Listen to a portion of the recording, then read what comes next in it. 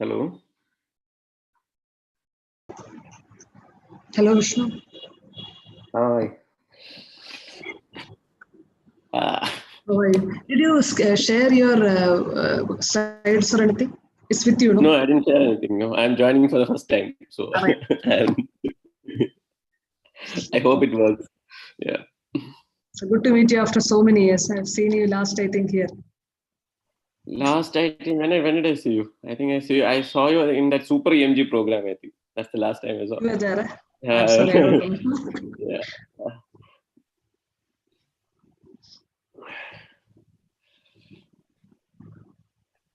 There was. Did you check the slides? Or they're trying. They will check. No, I did not. I did not.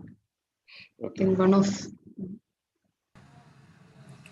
You can start sharing one of your slides. I mean, if you want to go as per the sequence of program, then maybe we can have first Dr. Shruti Nair share her slide, check, and then we'll have Dr. Venugopal. Shall I go ahead? Yes. Hi, good evening. Good evening, sir. Good evening, sir. Yeah, good evening. Sir has joined? No, not yet, sir. Yes, sir has joined. Yeah. So, are my slides visible? Yes. Yeah. So it's okay. Yeah. That's fine. So I'll don't share. Stop share now. Yes. Any videos in your presentation? No, I don't have any. Okay.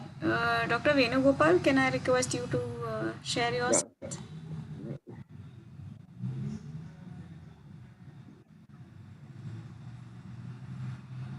Any videos in your presentation? No. Can you see? Yes.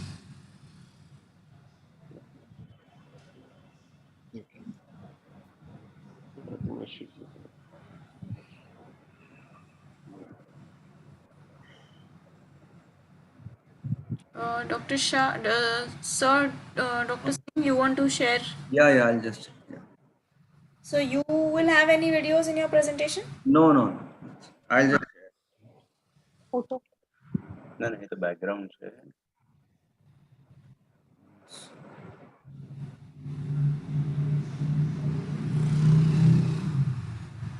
तो share कर इसके I think your screen will be shared. Photo जो ये sir. No. Visible? The screen is visible. PowerPoint. Instead of this, आप बता दीजिए क्या है? They don't see your face. You want them to see your face? Yes. So ये ना बोलो. Seen ना Mansi? Yes, sir. Yeah. So I'll stop sharing. Okay, sir. अरे यार. That's fine. I don't need it.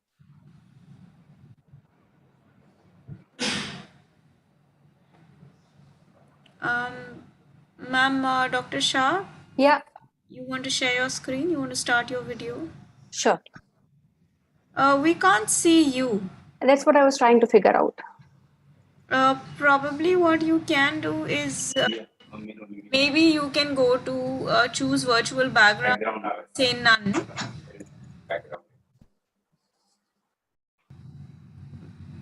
Where you have the video, just next Okay. there is a small arrow, and that gives you an option of None. Yes. no, but now it's gone to black. We still Okay. yes, we can see you. Background on कर दें. तो. हाँ.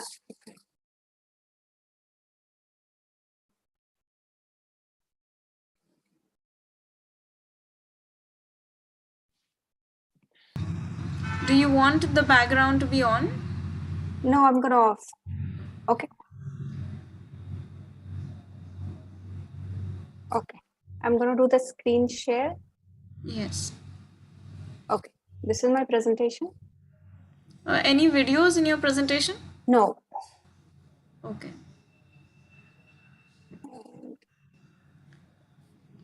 Yes. Can you go? Yes. All right. Fine. Okay. Be okay. Yes.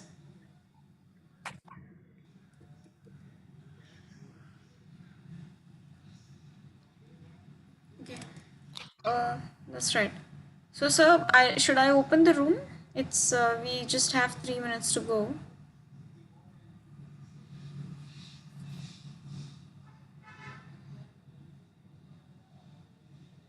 Hello.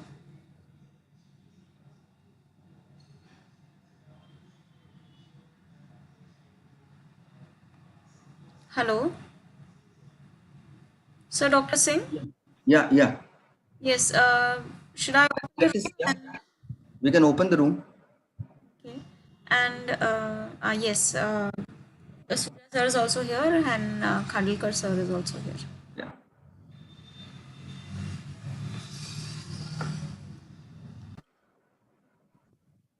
Good afternoon, everyone. Good afternoon, sir. Sir. How are you all? Fine, sir. Good, sir. Rakesh, Fine, sir. Nancy, How are you? Nirmal, very well. Nirmal, how are you? Shruti, good afternoon. Vishnu, good afternoon. Good afternoon. Nirmal, you are on mute. Good afternoon, sir. Hi. Hi. So Satish has been seen as Dr. Satish. I'll change his name. I've just changed. I just changed. Is Swati there? Yeah, Swati Yes, is sir. there. Good afternoon, Swati. Good afternoon, sir. Hi, good afternoon, everybody. Yes, sir. Good afternoon. Good to Yes, sir. see Good you, afternoon. Satish and Rakesh. Nirmal, you are looking very relaxed.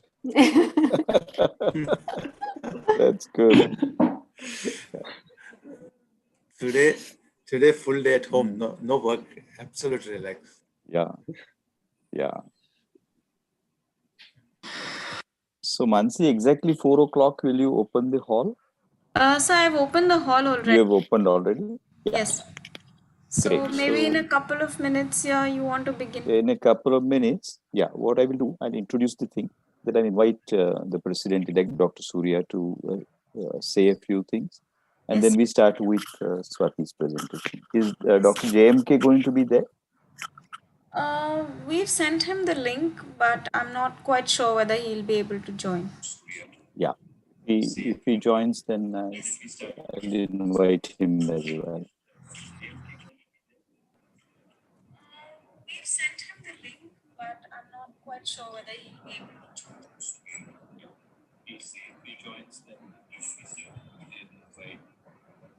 There is some echo, Mansi. Yes, I think Surya sir is just checking the Facebook and YouTube links. I just saw okay. the links. Links are proper, and there are a couple of people have joined you on the Facebook. There are about 5 people on Facebook, and I think everything is all right.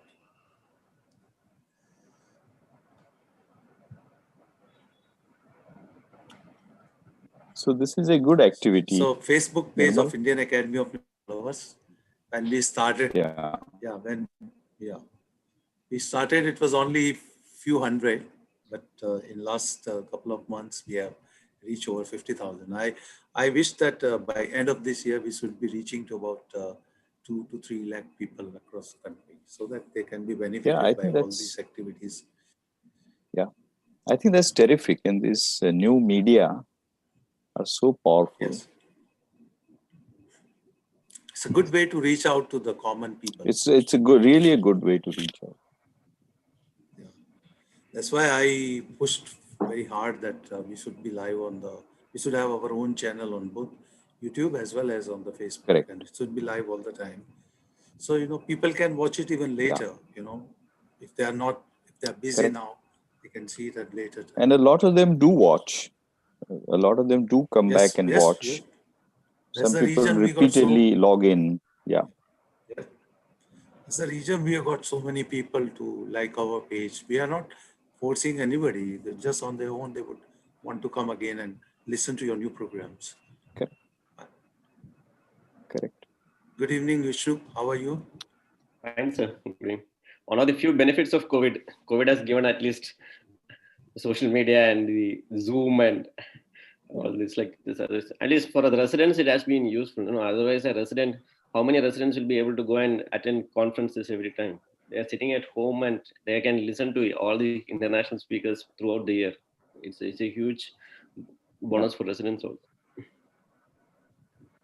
I would say Vishnu, not resident. Resident still have their teacher and their faculty, but these are the practitioners who are practicing in the small cities and town, more than 5 years, 10 years. They feel hesitant even to come for the conference.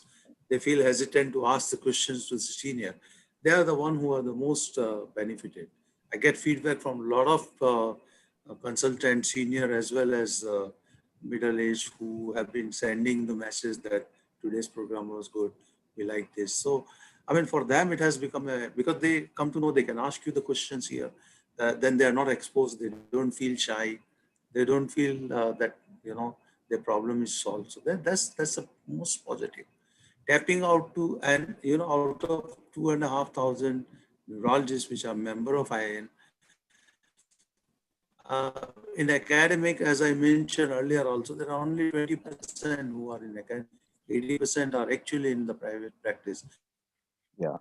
Today's topic, for many of them is wonderful. Yeah. Right. So it's 4 o'clock. Let's begin. Yeah. So let's begin. Good afternoon, all of you. And as the current chairman of the neuromuscular subsection, I welcome you all. I welcome the speakers. I welcome people who are listening. And I particularly welcome our president-elect, Dr. Nirmal Surya, who's graciously being here. So this is, as you know, a newer activity of the Indian Academy of Neurology, thanks to the impetus given by the current office bearers. And every subsection will be giving programs once in a while, and this will go throughout the year. So this is the second such activity. And today is the turn of neuromuscular disorders. So I'm very happy that this activity is there. And what we have today for you is also very interesting format. We have only focused on what is new. There are lots of sessions on neuromuscular that go on the theory and the paraphernalia.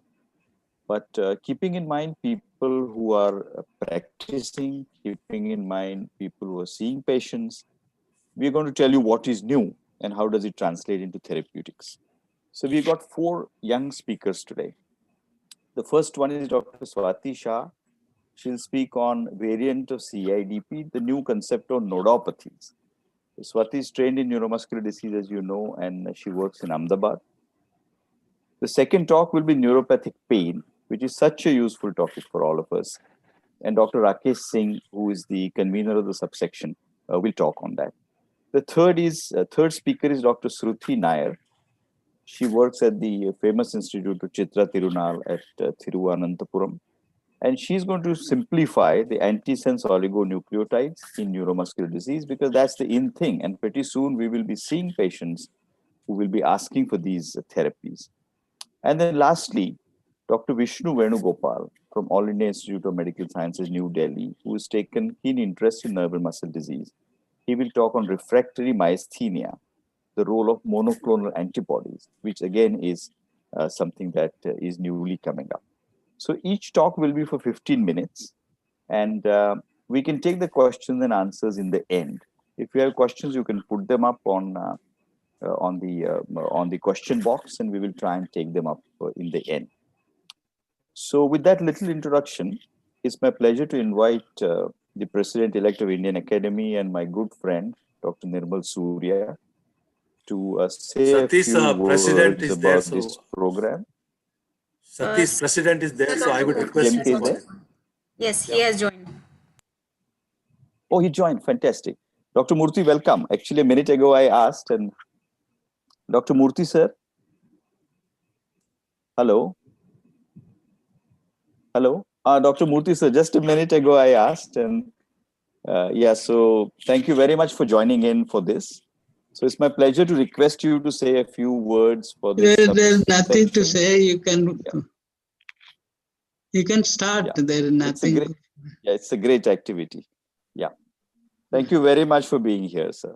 And Nirmal, you want to say a few words? I only want to say that this compliment to the neuromuscular subsection that they have involved the younger neurologists and younger people to address this. They all are expert, and I'm very glad that you've selected the wonderful topic and given the opportunity to that.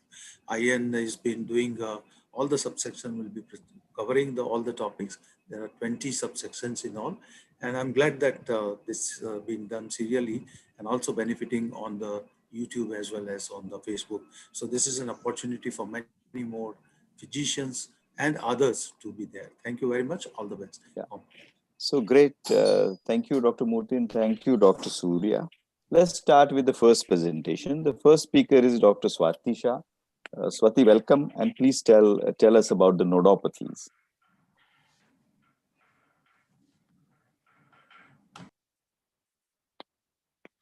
Good afternoon, everybody. So today I'll be talking about variants of the CIDP and nodopathies. And Swati, can you go full screen, please? yes. Yeah, perfect. Okay. So as we know, the chronic, James Austin initially described a steroid responsive chronic polyneuropathy. And since that initial description, the spectrum of chronic inflammatory demyelinating polyradiculopathies have expanded so much. There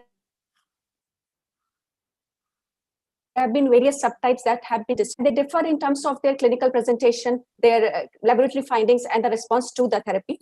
And so today's talk will be focusing especially on these variants, and we'll not talking about the classic CIDP as much. So to start with, let's begin with a couple of case presentation.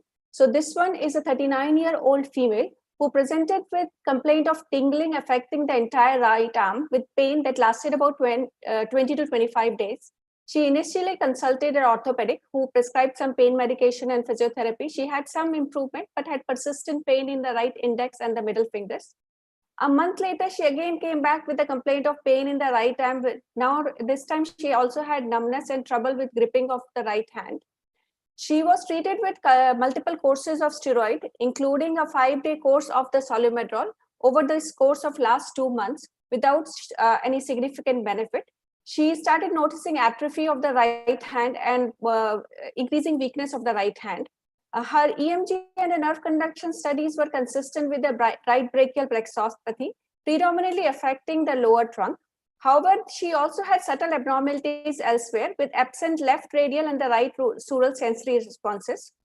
Based on these, the initial working diagnosis we thought could be mononeuritis multiplex.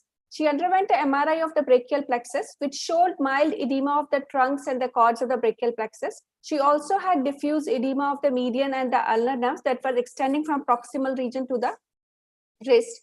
Her CSF protein level was normal. There were no cells. She underwent an ANA immunoblot and the ANCA, which also came back negative. Since she was not responding to steroids, so we decided to do a right ulnar dorsal sensory nerve biopsy, which showed severe demyelinating neuropathy, and there was no evidence of vasculitis. Based on this biopsy results, we offered her a course of IVIG, and then she was put on periodic cyclophosphamide infusions. Over the course of next 5 to 6 months, she had significant improvement in the strength of the right hand. She still has some persistent atrophy, but functioning of the hand has significantly improved. So this case highlights the focal presentation, although there was subtle finding elsewhere, and also highlights the fact that she didn't have a good response to steroid, but responded very well to IVIG and the cyclophosphamide.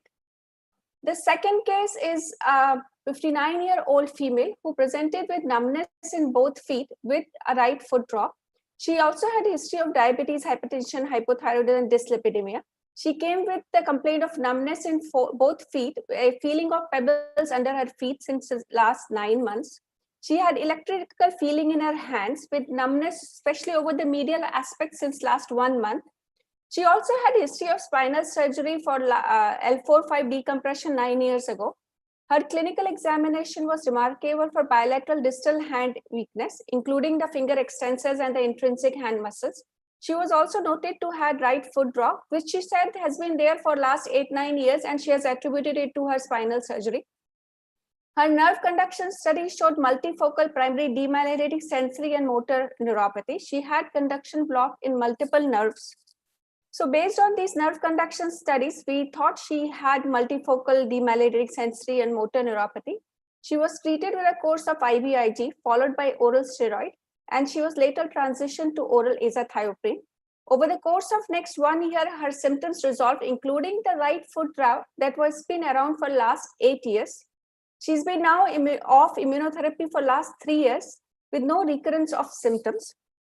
So this case also highlights certain features that this patient seems to have underlying symmetric polyneuropathy with numbness in both hands and feet, which could be attributed to her diabetes. Although her examination did give out some clues to asymmetric process of right foot drop, and also intrinsic hand muscle weakness, which suggests a non-length dependent process. So these clues were suggested that this is not a typical length dependent neuropathy that you will see with diabetes. She had good response to immunotherapy, and it also highlights that diabetics are also more prone to demyelinating neuropathy as compared to general population. And also another fact that sometimes all these demyelinating neuropathies, even long-standing deficits, may respond very well to immunotherapies, and it's very rewarding to sometimes treat these patients. So with this background, let's now move on to the CIDP variants. So these can be described in terms of their presentation. So it could be SIDP, the subacute inflammatory demyelinating polyneuropathy, or acute onset of CIDP, which can sometimes be confused with the acute GBS. Subtle features like absence of autonomic dysfunction or the respiratory failure sometimes can help to differentiate CIDP, acute CIDP from GBS, which may not always be possible in the acute setting, but these are the subtle clues sometimes that may be helpful. Other things that variants have is asymmetry. So based on that, you have multifocal acquired demyelinating sensory and motor polyneuropathy. Sensory predominance is the sensory CIDP, motor predominance, motor CIDP. Distal predominance is the distal acquired demyelinating symmetric neuropathy, and the CIDP associated with concurrent illnesses, HIV, lymphoma, Engbus, chronic active hepatitis, and so on. So based on so this study, if you see the presentation of various variants of the CIDP, so most common is the classic phenotype, and then these are the other phenotypes. The thing that you should look at is that over time, a lot of these variants do progress on to become more classic CIDP. And so this is over the mean of 8 years. So a lot of them have transitioned into the classic CIDP phenotype. The centerpiece of investigation for these variant presentations are the nerve conduction abnormalities, which are very decisive in confirming the diagnosis. However, you should always take the clinical context and the other laboratory features, because sometimes you may not see the classic demyelinating features on a nerve conduction studies. Conduction block was only found in 12% of the patients, temporal dispersion in 13%, and 25% of the patients had just mild slowing, which did not actually qualify into the demyelinating range.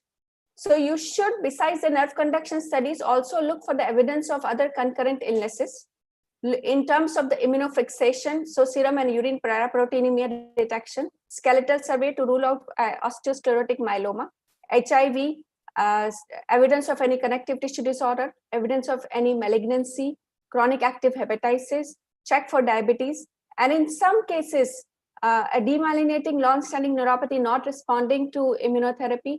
You should always consider if this could be a hereditary neuropathy. So let's move on to the CIDP with paraproteinemias. As we all know, IgG is the most common paraproteinemia in the general population, but IgM is the most common monoclonal protein associated with the neuropathy. And most patients have the monoclonal gammopathy of uncertain significance, and they typically present with a late onset, distal, symmetric, sensory more than motor polyneuropathy. So they have a sensory ataxia and an action tremor. The IgM MGUS neuropathies are distinct from the IgG and the IgA associated MGUS neuropathies in terms that IgM MGUS neuropathies are more demyelinating, whereas the IgG and the IgA are more in the mixed type of neuropathies. A specific feature on the nerve conduction studies is a disproportionately prolonged distal motor latencies that you will notice in the IgM MGUS neuropathies, which also is a giveaway clue. When you see disproportionately long distal motor latencies as compared to the slowing of the motor conduction velocity, it suggests that it could be anti-MAG associated neuropathy. 50% of the patients who have IgM MGUS have anti-MAG antibodies. Another feature that is important with the IgM MGUS is that they do not respond as well to immunosuppressive therapy. with in terms of IVIG, plasmapheresis, steroids, or for that matter, chemotherapy. The new data suggests that 50% of these patients may respond to rituximab, but the consensus on the treatment with rituximab is still lacking in these patients.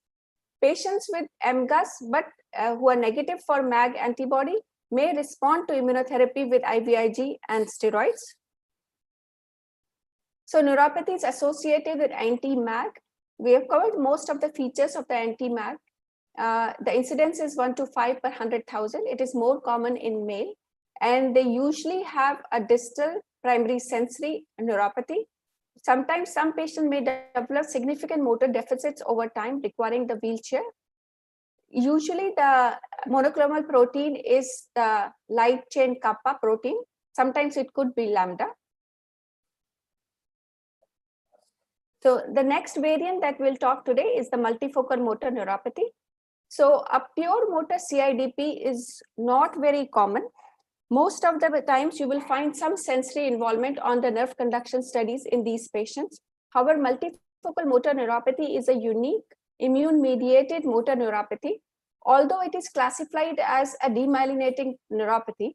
But studies have shown that the conduction block that you see in the multifocal motor neuropathy is mediated by the anti-GM1 antibody causes the failure of conduction at the node of Ranvier. So it should be more typically classified as a nodopathy rather than a demyelinating neuropathy. Involvement of more than at least 2 motor nerves is required to call it a multifocal motor neuropathy. Most of the patients present with a distal asymmetric upper extremity weakness. Sometimes it can begin in the lower extremities with a foot drop. Conduction block causes weakness without any significant atrophy. Over time, patient may develop secondary axonal loss, which may lead to atrophy. There can be mild sensory symptoms, but objective sensory loss usually is not present. Patients, 40 to 60% of the patients have anti-GM1 antibodies based on the studies.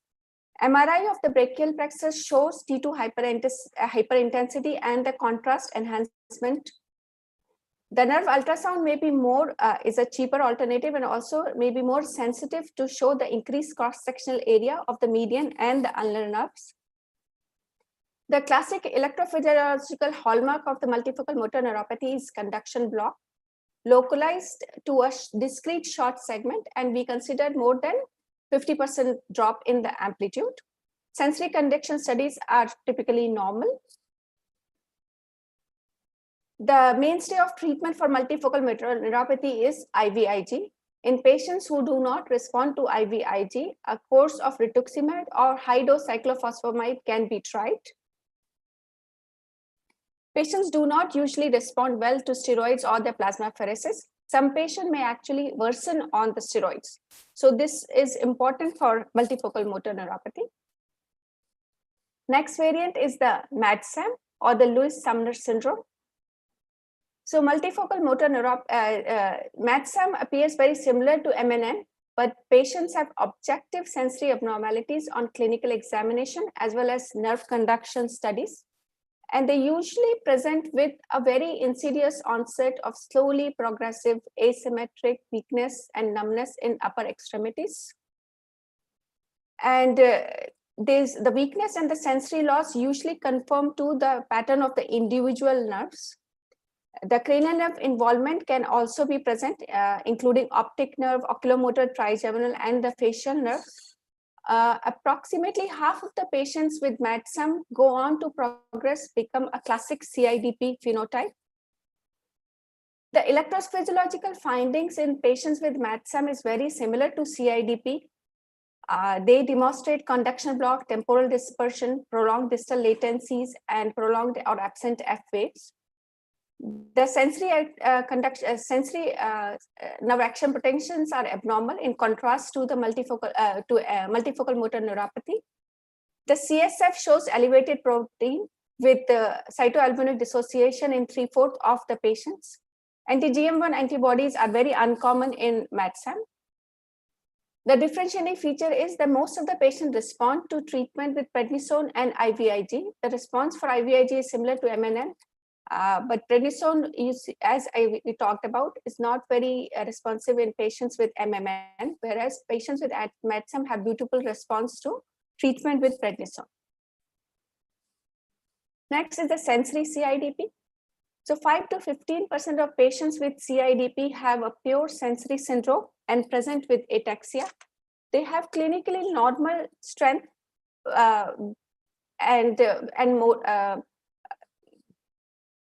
however, most of these patients may have electrophysiological abnormalities on the motor nerve conduction studies. And some of these patients develop weakness over time and become more classic CIDP.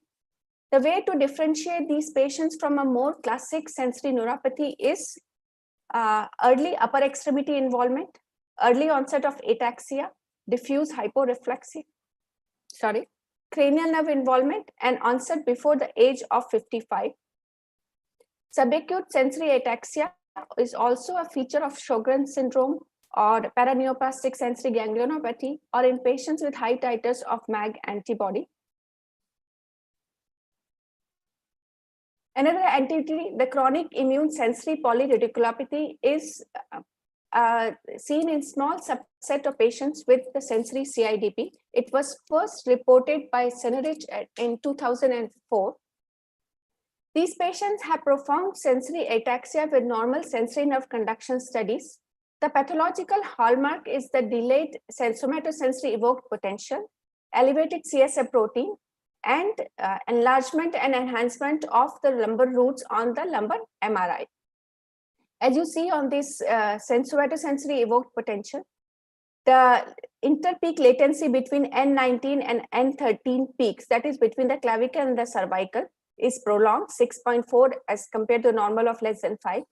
And the peak latency of N13 is prolonged, 17.5, normal is less than 15, suggesting there is delay between the N19 and the N13 segment.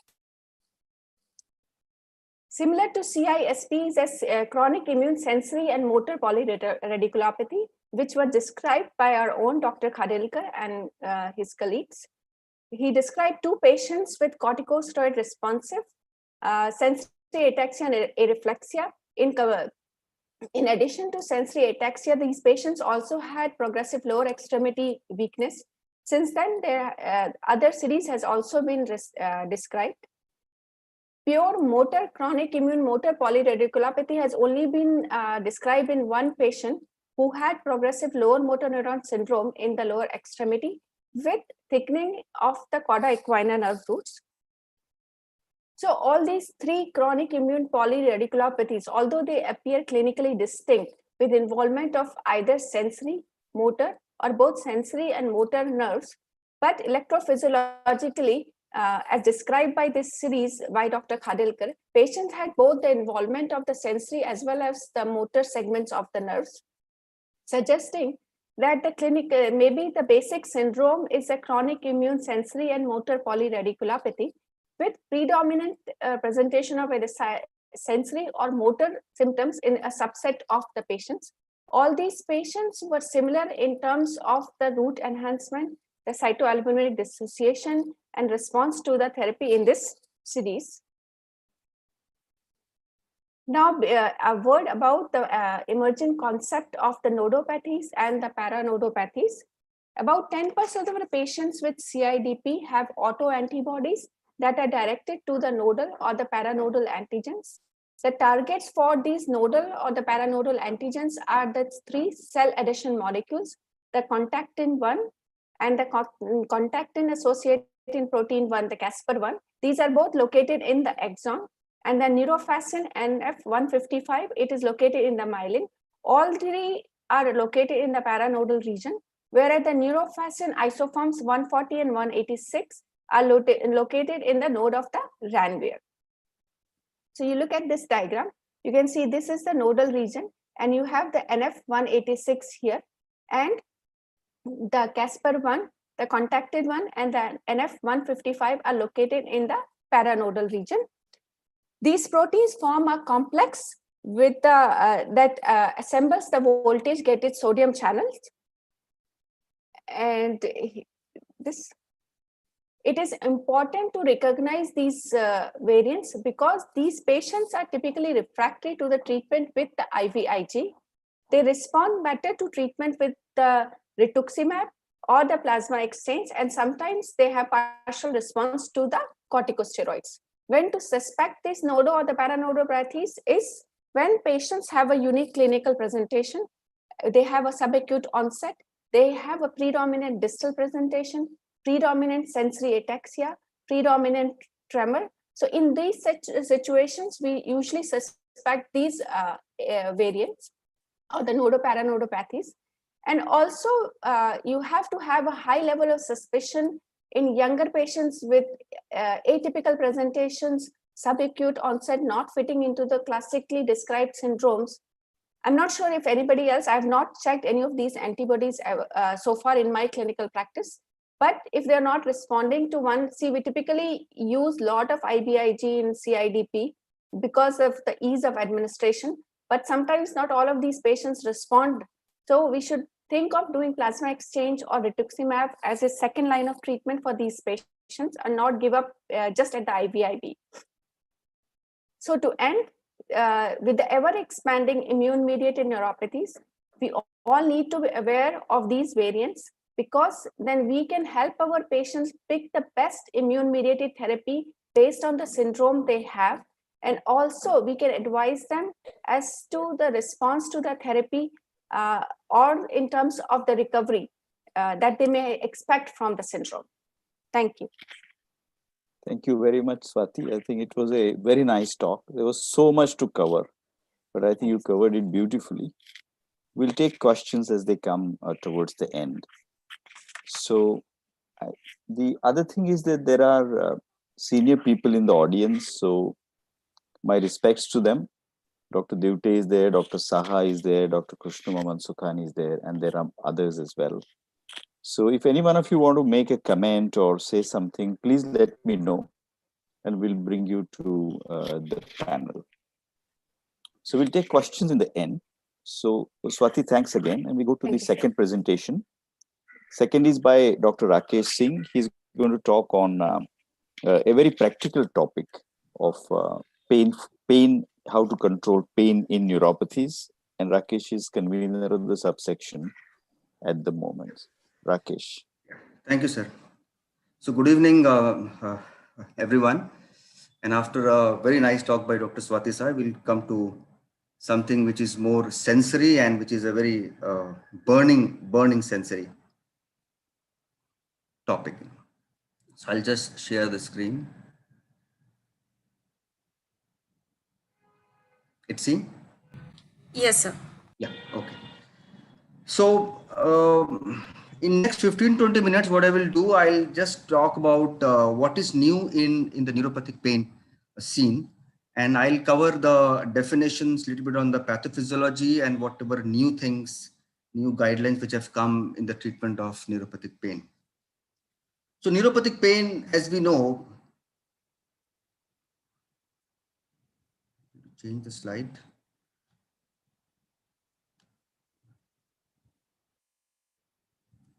Yeah.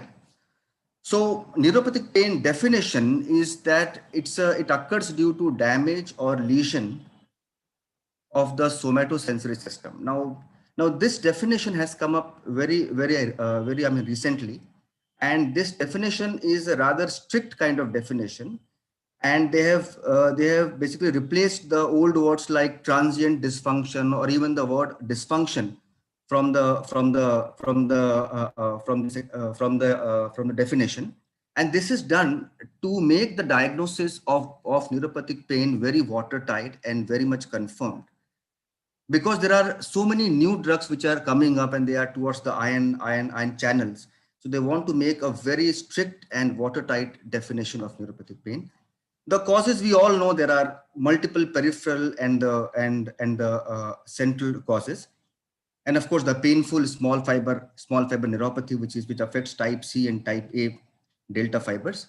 But the new thing is that there are a lot of missense and gain mutations in the voltage gated sodium channels, and that is mainly in 1.7 and transient receptor potential channels. So this is a new thing. I mean, per se, without any damage to the nerve, these ion channel mutations can lead to a neuropathic pain. Now, I mean, in our day-to-day practice, we all listen to our patients, and and we know how subjective are the complaints which are given by the patient. They have all kind of pains of neuropathic pains, pins and needles, burning sensations. It is important at this stage to know from the patient's history whether the symptoms are basically spontaneous or they are complaining of something called as actually evoked potentials. It is very important to know. Now, all the spontaneous sensations are either painful or non actually painful, and most of them are actually burning paresthesias, dysesthesias, pins and needles. But it is very important to ask the patient, are you getting any kind of evoked pain? And if you ask the patient, they can easily tell us, yes, doctor, when the clothes touch my feet, touch my hand, I get a sudden burning pain and sudden shooting pain. That is a typical touch allodynia. It is also called as dynamic mechanical allodynia. Also, we have to be very sure whether they are complaining of any cold-induced cold allodynias. Small cold thing and suddenly they jump up with the pain. And it is very important to know about these evoked complaints because of the choice of the drugs. We'll discuss later on that if these symptoms, if patients complain of these evoked pains, the choice of drugs differ. If you use the routine drugs, patient may not actually respond. It is also important to know at this stage that all the negative complaints which our patients complain of numbness, it should not be confused with the neuropathic pain. They are not going to get any better with the use of the drugs. It is only that painful thing and the evoked pains which are going to be important as far as the drug treatment is concerned. Now see, the neuropathic pain, it is very easy to diagnose neuropathic pain when we have painful diabetic neuropathy or maybe post herpetic neuralgia, as you know. But not every time it is going to be easy. Neuropathic pain is a very subjective pain, and that is why they have graded these kind of evidences to know whether I am dealing with a kind of possible neuropathic pain or a probable or a definite pain. Now, for saying that yes, this pain looks like possible neuropathic pain, of course, pain has to be there. Patient will of course complain of the pain, and we can and as we have discussed, there will be all actually positive, painful, positive, non actually painful, and it is also important to ask at this stage, is there any complaint of negative complaint, that is numbness? So combination of pain along with the numbness clearly means that I am dealing with a possible neuropathic pain. But alone pain is not going to be sufficient. I mean, as per the laid down guidelines, only pain is not enough. This pain has to be attributed to a typical disease. There has to be a kind of relevant lesion, and also that pain should be in a plausible anatomical distribution. Simple pain is not at all enough, nowadays. It has to be attributed to a proper disease. It has to be there in that typical expected distribution. Okay. Now, again, alone possible, if we still diagnose a possible neuropathic pain, it does not justify the use of all the treatment which we have. It has to be supported by the sensory signs. Now, to classify somebody as a kind of probable neuropathic pain, we have to examine the patient, and we have to document that this patient has got negative sensory signs. He has got loss of touch, pain, temperature, everything we have to check. And also, along with all these negative signs, we have to check for the positive phenomena, and that is mechanical hyperalgesia, also called as touch allodynia, also called as dynamic mechanical allodynia. And also we have to look for a cold allodynia because of the very important therapeutic drug choices in these patients. Now, there are these QSTs, which are nothing but little more detailed checking of the sensory examination. It is called as quantitative sensory testing kit. It's a proper kit where you have got basically one fray hairs, and they can easily kind of it's more like a quantification of what we check clinically. Not easy to get, but of course we have to rely on our own basic checking which we do in our clinic. After diagnosing that this is a kind of probable neuropathic pain, it has to be confirmed by doing all the tests, which we all know. Nerve conduction test, skin biopsy has been the gold standard, and this corneal confocal microscopy is also coming up in a big way, which will just confirm the presence of the neuropathies. So this is a updated grading system for any for diagnosing possible, probable, and definite neuropathic pain. Remember, there are a lot of caveats. Nowadays, these painful channelopathies, or also called as erythromelalgias, can have a very vague pain distribution, and they may not have any negative sensory signs. Only they may have only touch allodynia to classify them as a neuropathic pain. So there are a lot of painful channelopathies also coming up. Now this I was saying, only pain is not enough. We have to correlate. We have to know that this pain is because of a relevant disease, and it is in a relevant distribution. Except for painful channelopathies, which can have very vague distribution. Basically, sorry, erythromelalgias can have only pain in the feet and the hand, sometimes in the face or the ears also. So they can have a very vague distribution of the pain. But otherwise, mostly we have to correlate with the disease and the typical distribution of the pain. Now, in our day-to-day practice, OPD, of course, we can use. There are multiple questionnaires available. There are pain detect scores, but this is given by the French group, and it has been advised that this we can use in our day-to-day practice.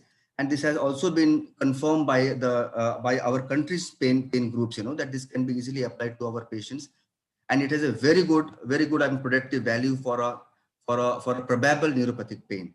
Basically, it is called as DN4, and patient has to answer these simple questions in yes. And if your score goes beyond 4, you have a predictive value of nearly 86%. Sensitivity is very high, and it is highly specific also. And basically, it asks the patient simple questions about the positive symptoms, negative symptoms, and then you have to examine the patient and document that loss of sensations. And very important, the fourth question is that touch allodynia, because touch allodynia has proven to be a very good therapeutic marker where we can choose certain drugs for these patients, as we will see later on. So this can be used. This we can use in our patients in day-to-day clinical practice. Now, regarding the pathophysiology, pathophysiology of neuropathic pain is as complicated as this slide. It shows so many things, and basically the core is that there is a typical peripheral hyperexcitability, and this happens because of multiple ion channels which are there in the free nerves, and this leads to central sensitization. And it is very important to know about this role of descending adrenergic inhibition. This is very crucial, and this also we will discuss how it is important to choose the drugs, and this can be checked in our in our patients, whether the patient's descending adrenergic system is working properly or not, and this will affect our choice of the drugs. Okay, so as we were discussing multiple channels, peripheral hyperexcitability, one of the very important channel which is coming up in a big way is 1.7 sodium channels, and mutations in these channels have led to so many things. The classical is actually erythromelalgia, where the patient complains of burning feet with redness of the feet and warmth induced pains. The patient will tell you, doctor, I cannot wear my shoes because the warm inside my feet starts to burn. The pain while walking, moment they walk fast and they sweat little bit, the feet becomes warm. The pain is like really bad, and the pain has a very vague distribution. It can be in the face, ears, hands, feet, and this is a very typical disease of a gain of mutations in the 1.7 channel. Secondly, these channels can easily cause a small fiber neuropathy without any loss of skin biopsy finding. The skin biopsy shows normal density of the small fibers, still they cause a very bad neuropathic pains. At the same time, they can also cause a very painless kind of entity that is congenital insensitive to the pain. And this also happens because of the 1.7 channel. And many monoclonal antibodies are being made towards this channel in an attempt to treat the neuropathic pain properly. And this is basically responsible for the peripheral sensitization. You can see this graph low down. As the impulse comes, it keeps on getting magnified, and ultimately it is fed to the central system. So this channel is coming up in a big way, and probably we'll see a lot of treatment towards this channel. Now, coming to the treatment. See, the treatment, we still have these three very important first line drugs, and there have been multiple guidelines in past decade, and they all talk about the same three drugs. We have antidepressants, we have got calcium channel ligands, gabapentinoid drugs, and we have got tricyclic antidepressant. These three drugs have been there for decade, and of course these are the first line drugs. We know a lot about them, we know about their side effects, how to use them. But still, despite that, the treatment has clearly failed. We know that our patients of neuropathic pain are absolutely insufficiently treated. They keep crying about the pain, and we just can't do anything about it. And this happens, despite keeping a realistic goal. Our benchmark is only 30%. We just want 30% benefit in the pain. Still, all these drugs fail. And the kind of therapeutic development for the treatment of neuropathic pain has been quite a kind of challenge. And this is clearly seen because if you see last decade, FDA has approved only one drug for a painful diabetic neuropathy, and that was during the lockdown time, when they approved in July 2020 this capsaicin patch, which is 8% patch. Otherwise, full decade, there was no new drugs available, So there are reasons, that our usual treatment has been failing.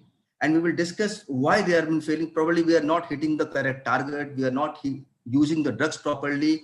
There are many reasons, Before we go ahead, I just want to tell you that our patients of neuropathic pain can have associated restless leg syndrome, which is very, very common. And all the drugs which are mentioned here in the table are going to worsen that. So RLS is restless leg syndrome has to be picked up, and only drug effective will be gabapentin. Otherwise, your duloxetine, tricyclics are going to worsen RLS. So be on guard for that. So we will see what are the reasons that our treatment has been failing.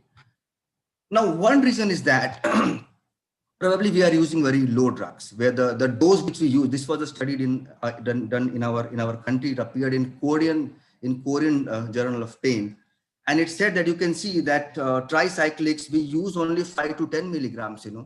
When the actual dose is almost at least 25 to 50 to 75 milligrams, we should be using as the normal, any normal guideline will actually tell us. But probably if we want to balance the efficacy versus the side effects, that is why we tend to use this.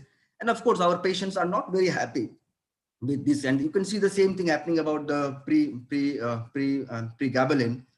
Actual dose is at least 150 milligrams. It is very well known that pregabalin will not act before 150 milligram. 150 milligram has to be the basic dose. But you can see we tend to use quite low dose, So that could be one of the reasons why our drugs don't work and why our patients keep on getting. So probably there is a need to revisit our dosing recommendations. So that could be one of the reasons.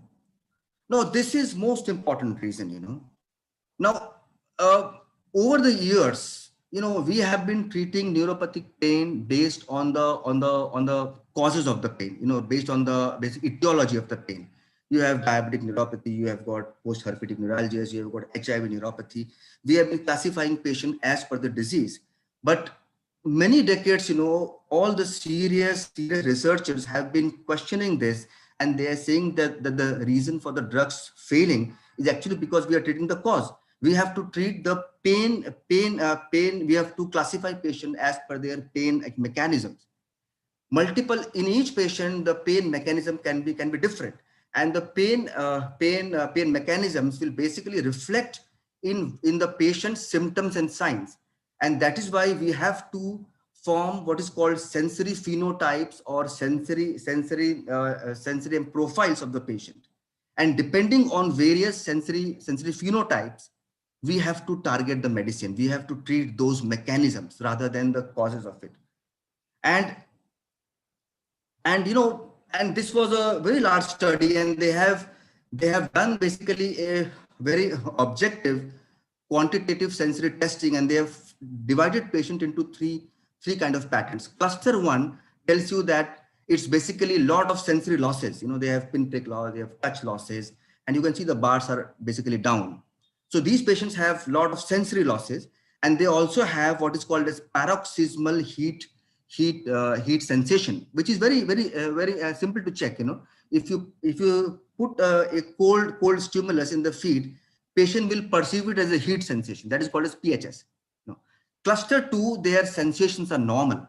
Their touch pinprick temperatures are reasonably normal, but what they have is a thermal hyperalgesia, and in that classical is cold allodynia. Moment you touch just a small cold, which is not supposed to evoke any pain, they will jump up with the pain. They will perceive. That is a very typical point of this cluster 2 patients with a normal sensory examination.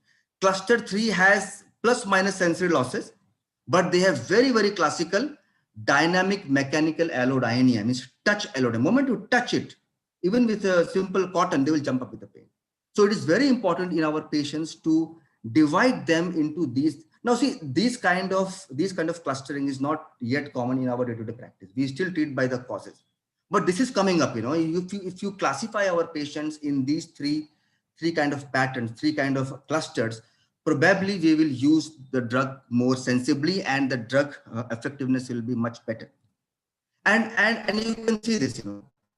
We have classified them into three classical clusters, and you can see in cluster 1, if you have a lot of sensory impairment, the best drug is actually duloxetine. Antidepressants will work best in these patients, and actually opioids. These two are the classical drugs. If you give them a lot of gabapentins, these patients may not become okay. Cluster 2, where sensations are normal, the best drug is actually oxcarbazepine or Botox and capsaicin. This we will discuss in just now. But the best drugs when your sensations are normal are actually sodium channel blockers. In cluster 3, when you have classical touch allodynia, the best drug is gabapentin. And of course, oxcarbazepine can be used. So these kind of clusterings can be the basis of individualized pain therapies, and they are coming up. I think in future we will see these kind of clustering and these kind of mechanism based. We can still use it, in our day-to-day practice. And they have phenotypes. In these are the three very classical causes: painful diabetic neuropathy, post-herpetic neuralgias, and peripheral nerve injuries. And you can see in painful diabetic neuropathy, it behaves like cluster 1. They have profound sensory losses.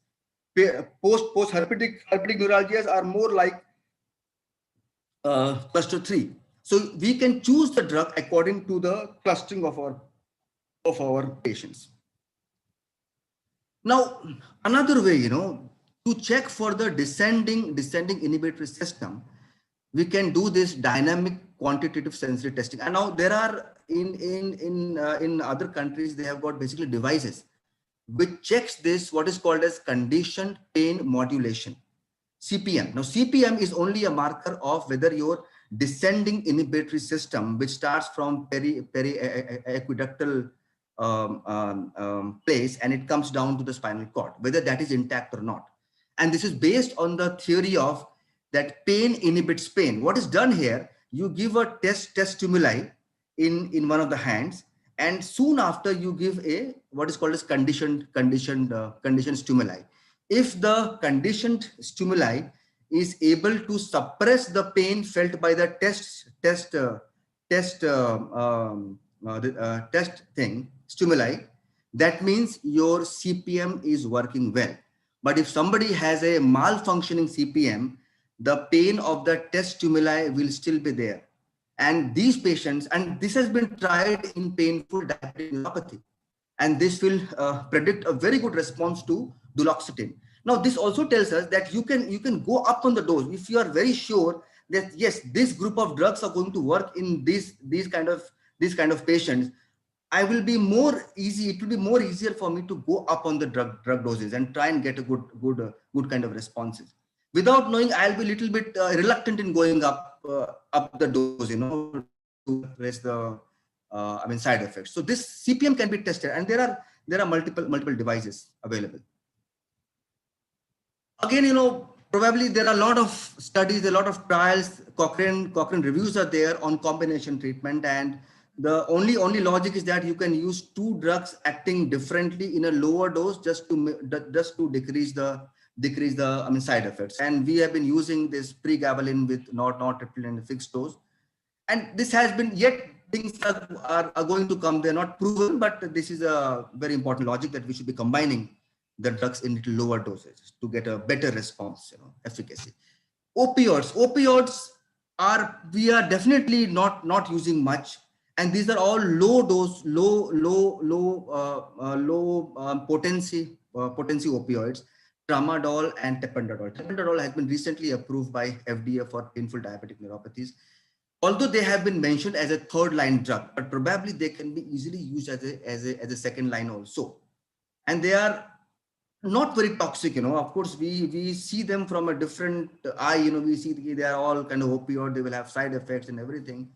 But trials have shown that they are fantastic drugs. Number needed to treat is not very high, Only two problems is that opioid hyperalgesia. We have to be on guard for this opioid hyperalgesia. Moment we go up on the dose of these two drugs, the pain may become more, and in that case, we have to basically cut down the dose and to relieve the pain. So tramadol, tapentadol, we should be using more, rather than relying on our usual three drugs. This is very, very clear, the topical treatments are going to stay, they're going to come up, and without any kind of exaggeration, many researchers have said that this should be used as a first line drug, They're all topical treatments with their obvious benefits, If you see this capsaicin 8% patch, capsaicin what we get in our country is only 0.025 or 0.075. This we are talking of 8% patches, It is a patch which is around 12 to 14 in their dimensions. It has to be applied in the most painful area and has to be applied only for 1 hour, and the effect would last for 3 months. Next time you have to repeat the patch is only after 3 months. 1 hour, you come to the pain clinic, apply the patch, take it off, go home, and for 3 months nothing is to be done. Now the only drawback here is that for the initial 1 week, the skin can become red, skin can become itchy, little painful. This we have to tell the patient, because this is the basic nature of the drug, So if patient can tolerate this, and this can be again minimized by putting the lidocaine cream on that before putting the patch. So capsaicin 8% patch, in fact, there has been head-to-head trial with the first line drugs, pregabalin, and they have shown that it is inferior to all the first line drugs. So it is going to be there, and we should be using more of these patches, They are best for localized neuropathic pain like post-herpetic neuralgia, CRPS2, radiculopathy where there are hardly any drugs, and they are best for the cluster 2 patients. You have to document that their sensory losses are not there.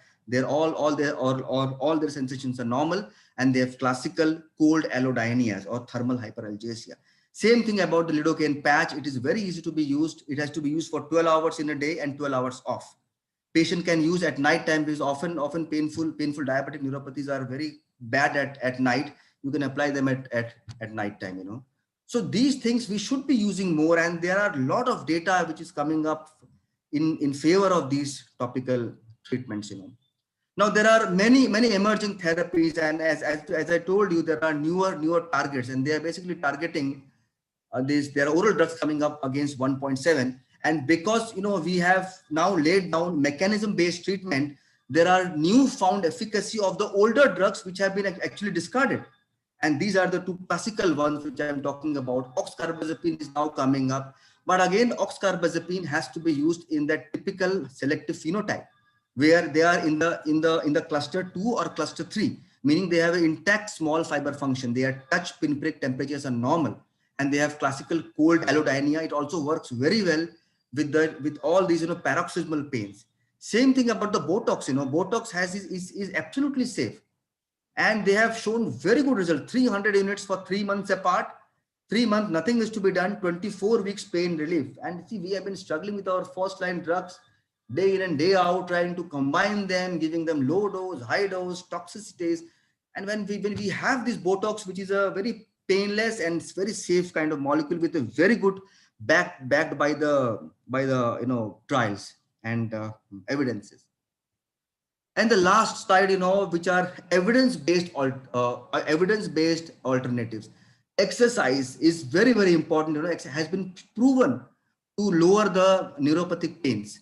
Acupuncture is very commonly used in Chinese, and we can in other countries, Western countries, they want to start acupuncture, but they don't get access to it. But we have a very easy access to acupuncture. It has been shown that it works well.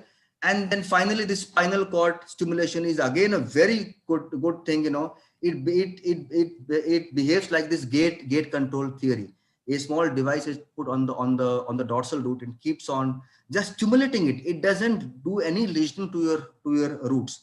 Just stimulates it, and it will prevent the incoming peripheral nerve, the hyper sensations entering into the spinal cord, and has got very good results. You know, so in patients who are very much refractory to all the treatments, this can be tried. I think it's the last slide. Thank you so much.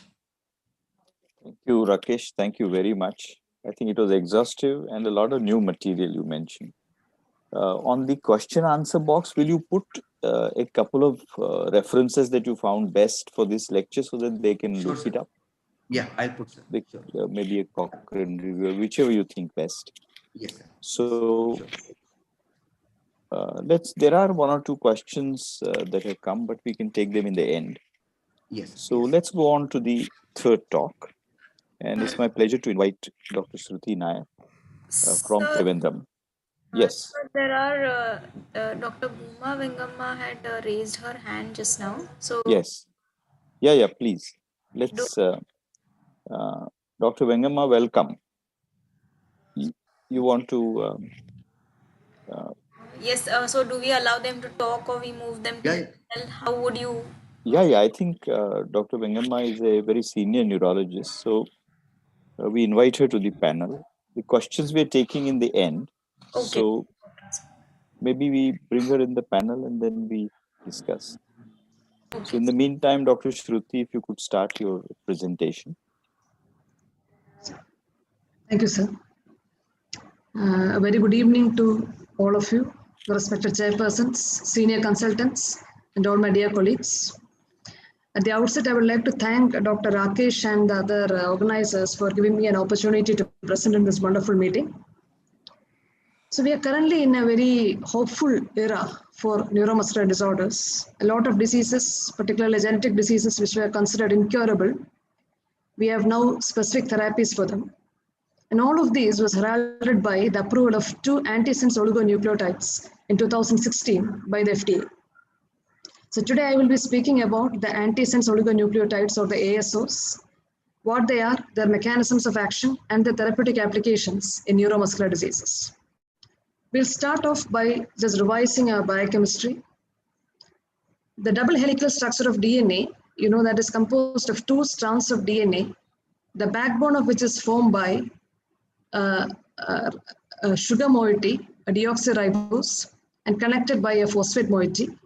The bridges are formed by the nucleotides, which are adenine, thymine, guanine, and cytosine.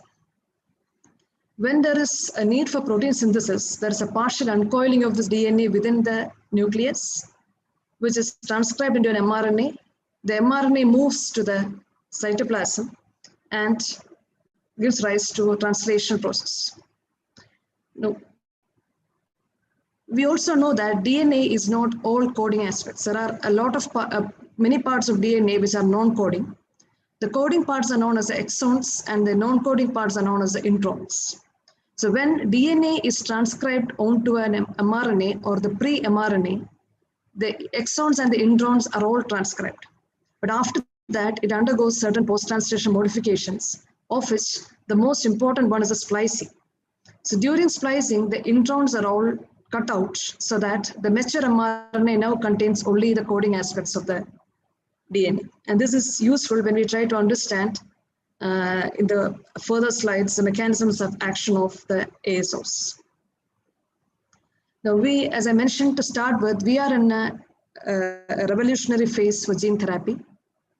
There are three main mechanisms of gene therapy which are useful in neuromuscular disorders. One is a direct editing of the DNA or engineering of the DNA, in which a mutated gene can be converted to a functional gene, which can be done by bacterial CRISPR-Cas9 system. The defective gene can be delivered through an external mechanism, usually using an adenovirus.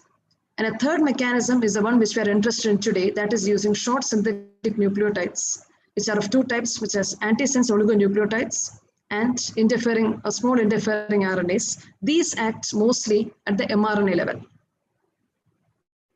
So antisense oligonucleotides are nothing but a single strand of nucleotides. They have the same morphology as that of a routine RNA or DNA, but are only single strand. They are called oligo because they contain 50 bases or less in number, nucleotides in number, and are called antisense because their frame is complementary to the reading frame in the mRNA. And because they are complementary, they are capable of binding to certain regions in the pre-mRNA or mature mRNA and thereby modulate their function or expression. Now, these are not new inventions. The first time an ASO was synthesized was in 1978. And the first time it came into a clinical use was in 1999 when one molecule was approved for CMV retinitis. And for it to come into use in neuromuscular disorders, it was 2016 when eteplirsen and nusinersen were approved for DMD and SMA respectively. Now currently, we have approved therapies for Duchenne muscular dystrophy, spinal muscular atrophy, and familial amyloid polyneuropathy, and still in the experimental phase for myotonic dystrophy and ALS. Now, why is it that there was such a long time for these molecules to come into clinical use? The main reason is that in their unmodified form, they face a lot of hurdles. They were highly prone to be degraded by nucleases when given systemically. And secondly, because of their negative charge, they were unable to cross the cell membrane and could not reach their target organs. And thirdly, they had high immunogenicity, leading on to a lot of side effects related to renal dysfunction and coagulopathy. Now, there were two major modifications which are done in the unmodified DNA and RNA to make them viable for clinical use.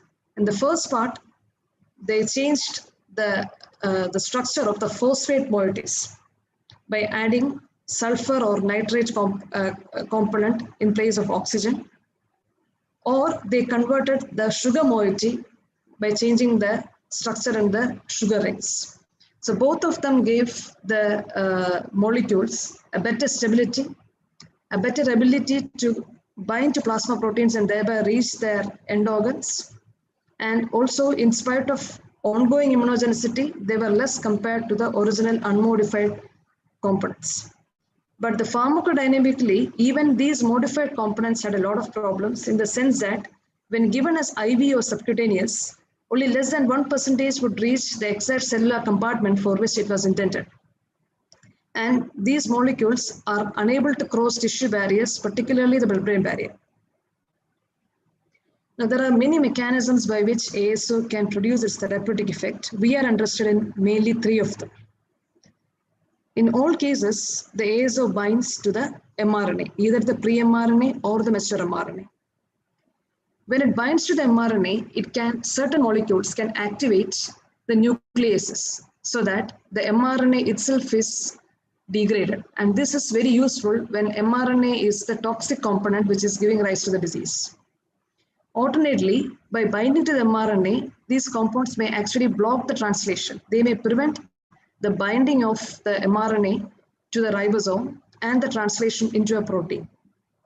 Or third, they may just modify the splicing. So they may bind to a splicing modulator, or they may bind to an exon and prevent or change the form of the mature mRNA, which will later be translated. So we'll come one by one to the conditions where this therapy is approved. So first one is Duchenne muscular dystrophy. So we know that it is one of the most common neuromuscular disorders with an incidence of 1 in 3,500 to 1 in 5,000 live male births.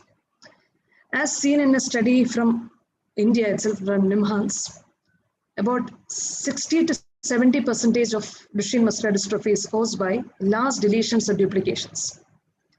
And the rest of them are caused mostly by point mutations, of which nonsense mutations are the most common ones. Now, the strategy is different for deletions and point mutations. So there are 2 approved genetic therapies. The ASOs are approved for the deletions, whereas another molecule, atelurin, is useful for nonsense mutations. So I'll be speaking about the ASOs. So the ASO therapy in Duchenne is based on the reading frame hypothesis. So what it essentially states is that dystrophin gene is composed of 79 exons. Irrespective of the size of the deletion that occurs, as I told, most of the problem is due to deletions. The size of the deletion does not matter. As long as the previous segment and the successor segment are able to come together and form a meaningful protein, there is some dystrophin function that comes later. And you get a mild variety of dystrophinopathy. On the other hand, whether it is small or large, if the preceding and the successive regions of exons are not able to align themselves into a proper reading frame and the protein synthesis stops right there, you get a non-functional protein which is rapidly degraded and you have 0 dystrophin function. So this leads to the more severe form, that is a Duchenne muscular dystrophy. So this is the hypothesis behind by which the ASO exon skipping strategy is based on. For example, let us see this. Here, the Duchenne phenotype is caused by a deletion of exon 52. So the mRNA, as we can see, does not have 52. It has 50, 51 followed by 53. Now the structure of 51 and 53 is such that they cannot be aligned, or they form what is known as an out-of-frame mutation. So there is 0 dystrophin expression. Now, suppose we can take out one more exon. Let us say that we can take out 51, and then 50 and 53 come together. These are compatible exons. So by doing that, by taking out one more exon, we have converted a completely useless protein into a truncated protein which can produce some amount of dystrophin, a truncated dystrophin, and can mitigate the clinical features of the disease. And this is the basis of the ASO therapy. So what the antisense oligonucleotide does is that if it an exon 51 ASO, it can bind to the 51 so that when the splicing mechanism starts, it sees 50 and then it can see only 53. It fails to include 51 among the exons. So what we get is an in-frame mutation, and you get a truncated dystrophin which produces a Becker's phenotype. So in summary, what ASO does, or exon skipping strategy of ASO does in DMA, is that it restores the open reading frame. So it converts an out of frame into an in-frame mutation and converts Duchenne into a Becker phenotype. Now, from the mechanism itself, it is quite clear that if the deletion is elsewhere, not in 51, you have to use a different molecule. So there are so most of the therapies focus on the more common skip amenable mutations. 13%, about 10 to 13% have exon 51, 8 to 10% have exon 53 skip amenable mutations, and the others are also in the pipeline. So currently there are 3 drugs which are approved based on this strategy: etiplursen, golodirsen, and vitolarsen. Of which, unfortunately, the first one which was tried was drisapersen, which did not get an FDA approval. In the phase 2 study, they conducted this on 12 boys who were given subcutaneous injection. And after a period of a few months, they found that the biopsies from these patients showed increased dystrophin labeling. And 8 of the 12 had improvement in 6-minute walking distance and cardiac stability. Now, based on this finding, they went on an open label phase 3 study where more than 100 children were given this treatment, but they found that there was no improvement or a significant improvement for 6-minute walking distance. The investigators attributed this to the fact that there was a huge heterogeneity in the kind of population that was recruited for the study. And when they did a subgroup analysis for children with less disability, this drug was found to be more useful. However, FDA rejected the approval for this drug because they thought that the efficacy was not sufficient to mitigate the serious side effects, which were the renal side effects. Proteinuria was there for this drug. The next drug, which was tried, had the similar exon 51 target with a slightly different molecular configuration. However, you can see that the main study had only 12 boys on which it was tried. They were given a weekly IV infusion of 2 doses, 30 milligram per kg and 50 milligram per kg. At the end of 24 weeks, the primary outcome they looked was whether there was more of dystrophin positive fibers in a muscle biopsy sample. And they were also shown to have some benefit in the 6-minute walking test. They found that the dose of the drug did not matter. What mattered was a longer duration of therapy and the disability of the child at the onset of the disease.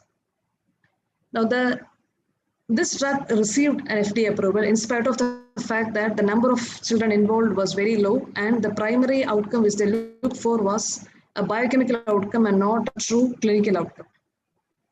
Now, similarly, 2 more drugs, but this one targeting exon 53, that is golodirsen and vitolarsen, similar molecules but different configuration. They also received approval in the last year. So you can see that this golodirsen was studied at the dose of 30 milligram per kilogram in 25 boys, and vitolarsen 40 milligram per kilogram and 80 milligram per kilogram in 16 boys. In both cases, they showed there was an increase in dystrophin positive fibers in punch biopsies.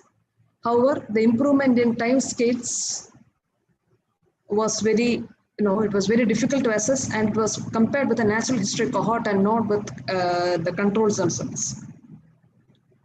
Now, why would such a drug with very low, inadequate sample size be given an accelerated FDA approval? And the reason was that there was a lot of pressure on the FDA from the parent groups to actually give an approval to these drugs. So we can see that all these studies have a lot of problems. The sample sizes were inadequate. The controls, they relied on historical controls, and the number of controls, placebos, which were given were very few. The population is heterogeneous, and the outcome measures which they chose was less meaningful than they would usually choose for like a clinical outcome. And not just that, even for the entire therapy, there is a problem of mutation specificity. So that is the one reason why the sample size is quite low. Efficacy, as reported by most of the experts, is highly variable. Some children show very good improvement, while others may not show any improvement at all. And another concern is that the skeletal muscle dystrophin seems to be restored, but it may not restore the cardiac muscle dystrophin expression. And this may lead to ambulant children who may develop a cardiac dysfunction earlier. So based on all this data, the essential message seems to be that this is a promising therapy for Duchenne muscular dystrophy. However, in no way can be told that at this point it is a completely acceptable therapy or a completely acceptable solution for DMD. Now, when you come to SMA, it is a completely different story. We know that this is an autosomal recessive disease due to deletions of both copies of SMN1, which contributes to more than 95% cases of SMA. There are 5 types of this disease, of which type 0 is a prenatal type where the child there's no live birth. The most severe and the most common form is the type 1 SMA, which occurs in 60%, where the child develops the illness before 6 months of age, and usually without an external ventilatory support would succumb to the illness by 2 years of age. Type 2 and type 3 also occurs in childhood, but they may live to the adulthood, while type 4 occurs in the adult stage. SMA is the most heartening disease as far as the new genetic therapies are concerned. There are 3 drugs with 3 different mechanisms of action: nusinersen, onasemnogene, and risdiplam, of which nusinersen, which was the first one approved, is an ASO. To understand how it works, we need to know the genetics of SMA. So the survival motor neuron produces a gene product which is ubiquitous, which is there in almost all the tissues. It has 2 relevant genes for it. One is SMN1 and another is SMN2. SMN1 has 8 exons, and its translation produces a functional protein. And in a normal person who has 2 copies of SMN1 or a carrier who has a single copy of SMN1, you have sufficient SMN protein for the normal functioning of the anterior horn cells. Now suppose there is another gene, SMN2, which looks almost exactly like an SMN1, except for a single nucleotide change. That is, in exon 7, C is converted to thymidine. And that does not change the configuration of the amino acid, would it be transcribed. But what it actually does is that it changes the splicing of the particular protein, so that when there is a splice modulator which bypasses the exon 7 and gives rise to a product which does not have the exon 7. And this is an unfunctional protein, and it usually be immediately destroyed by the body's mechanisms. However, about 10% of the SMN2 gene product is a full-length functional protein. Now, it is in a person who has SMA, you can see that 2 copies of SMN1 are absent, so there is no functional SMN protein produced from SMN1. But SMN2 will produce maybe a very little amount of functional protein, and it is the number of SMN2 that will modify the severity of the SMN phenotype. So for type 1 and the severe form of SMA, most children have only 2 SMN2 copies. For type 2 SMA, most of the children have 3 SMN2 copies, whereas the older ones would usually have 3 or 4 SMN2 copies. Now, what does nusinersen do? So it was found that there is an intron splicing silencer sequence N1, which is located immediately after the exon 7. And this is the one which induces the skipping of the exon 7 in SMN2. So the target is SMN2. In SMN2, the ISS-N1 is the one which would prevent the transcription of exon 7, leading on to the defective protein. So what nusinersen does is that it is complementary to ISS-N1 sequence, and it binds to it so that it promotes the inclusion of exon 7 into the gene product, thereby producing a full-length SMN protein. Thereby it increases the production of full-length SMN from the available SMN2 genes. Now, this is the phase 3 trial for type 1 or the most severe form of SMA.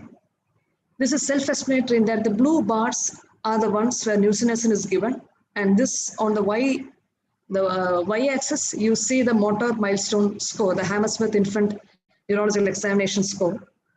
The gray ones are the ones who were treated with placebo or the sham treatment. You can see that none of the patients who got sham treatment attained the motor milestones, whereas more than 40% of them attained meaningful motor milestones when they were given nusinersen. So because of this extreme effectiveness, this study had to be stopped at the interim analysis. When given for later onset SMAs, that is type 1, type 2, and type 3, a similar utility was seen, but well, the extent of improvement was less. So there was improvement in the motor milestones, both for upper limb as well as for lower limbs. And this effect was more when the treatment was prolonged for a longer duration. But the most impressive effect came when this drug was given to pre-symptomatic children. So when 25 children who were siblings of children with SMA, who had deletion of SMN1 and had only 2 or 3 copies of SMN2, which would suggest that they would essentially go on to develop either type 1 or type 2 SMA. They were started on nusinersen therapy and was found that all of them continued to gain milestones even at 2 years, which is near impossible for type 1 SMA at 2 years of age. And only 7 of them went on to develop clinical features to suggest SMA, and none of them required ventilation at the end of 2 years. So the message is that the earlier you start the therapy, the better, and there is a very important role for preclinical screening for detecting SMA. The major problem with the medicine is that it cannot be given intravenously or another systemic manner. It has to be given intrathecally, and this is because the drug cannot close the brain barrier. Now, of course, the second important drawback is the cost of the medicine, which I will come to later on. The dose is 12 milligram above 2 years of age, and the dose has to be adjusted below that age. You give 3 doses at 1 week intervals and a 4th dose 30 days after the 3rd dose, and thereafter maintenance every 4 months. Generally, this drug is well tolerated, and the major side effects are related to the lumbar punctures. Now, the last one where it is approved is a transthyretin-related familial amyloid polyneuropathy. So usually, transthyretin protein is produced from the liver, and it forms a tetramer with 3 other molecules, which is a stable one and it's a normal one. Suppose you have a point mutation of TTR gene, what happens is that this is destabilized and the TTR becomes a monomer, which then forms a misfolded protein and deposits as amyloid fibrils in peripheral nerves, thyroid, kidney, and heart. So the 2 major problems are a polyneuropathy and cardiomyopathy. So there are new drugs for both the conditions. For cardiomyopathy, tafamidis is a new drug which is approved, and for polyneuropathy, you have patisiran and inotersen, of which inotersen is an ASO. Now, what it does is that here the problem is a toxic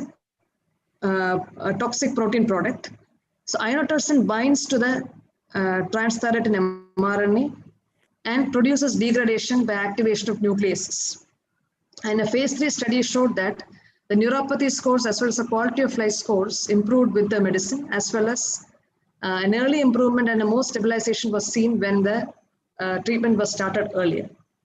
Those on the pipeline are tofersen, which is useful or be found to be biochemically useful for ALS with SOD1 mutation, and myotonic dystrophy drug which can reduce the toxic RNA levels, as well as there are multiple drugs targeting other exons of DMD. Now, as I mentioned, ASO therapies are fraught with challenges. One is a pharmacodynamics. There is limited efficacy in the sense that only less than 1% reach the compartment where it is meant to reach, and it cannot cross the blood-brain barrier. And a very important problem in our country is the cost. So the annual cost comes to something like 2 to 5.5 crores when you try to procure it from other countries, and this is as of now probably not viable for most of our patients. So concluding, ASOs have opened the door to in neuromuscular disorders. The pharmacodynamic challenges and the cost is a major problem when going forward. We can try to get less invasive methods of delivery, and by combining multiple drugs with various mechanisms of action, we may be able to increase the efficacy of these medicines. So thank you. Thank you very much, Dr. Shruti. I think your topic was very large and you covered it so very well. There are questions that we need to take. Actually, we are doing a little slow on time, but time is just one dimension. So that's okay, I think. As long as the knowledge dimension is going well, that's fine. So let's come back to you for the questions in the end. So now I invite Dr. Vishnu Venugopal to start his talk, and then we'll come back to all the speakers for questions and answers. Dr. Vishnu. Thank you, sir.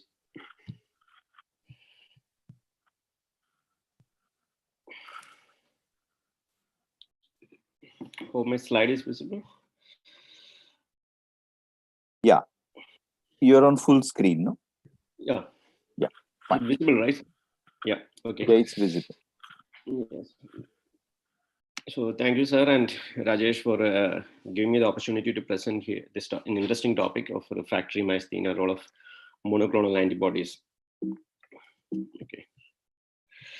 So I have nothing to disclose.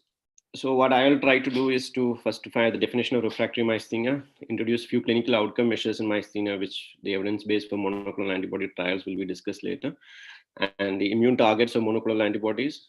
The monoclonal antibodies per se focusing on mainly on rituximab and eculizumab, and we'll touch upon the newer monoclonal antibodies in trials. So refractory myasthenia constitutes around 10 to 20% of the overall myasthenia in most of the studies. So there is no unified definition for refractory myasthenia. Different studies have used different definitions, but there is a general consensus that it should be a generalized myasthenia, which should have give adequate dose of steroids and at least 1 or 2 immunosuppressants. Some have used 1, but after the 2016 International Consensus Guidance for Management of Myasthenia, the consensus definition is at least 2 immunosuppressants should be used other than steroids, and it should be on relatively effective dose and duration. Duration is also a little tricky. Some use 6 months, but ideally most of the time the trials have used at least for a period of 1 year. So these are the major clinical outcome scale. Previously used to scale the MMT score as the outcome scale. Now FDA wants a patient-reported outcome as the primary outcome. So usually the myasthenia gravis ADL score is usually the most of the primary outcomes. The physician-reported quantitative MG score is also used. Then we have the MG composite score, NGFA classification, and MG quality of life score. There are 2-point or 3-point is the clinically meaningful difference that is to be there in these scales. So I'll not go into the details of this. These are the scales which have been used.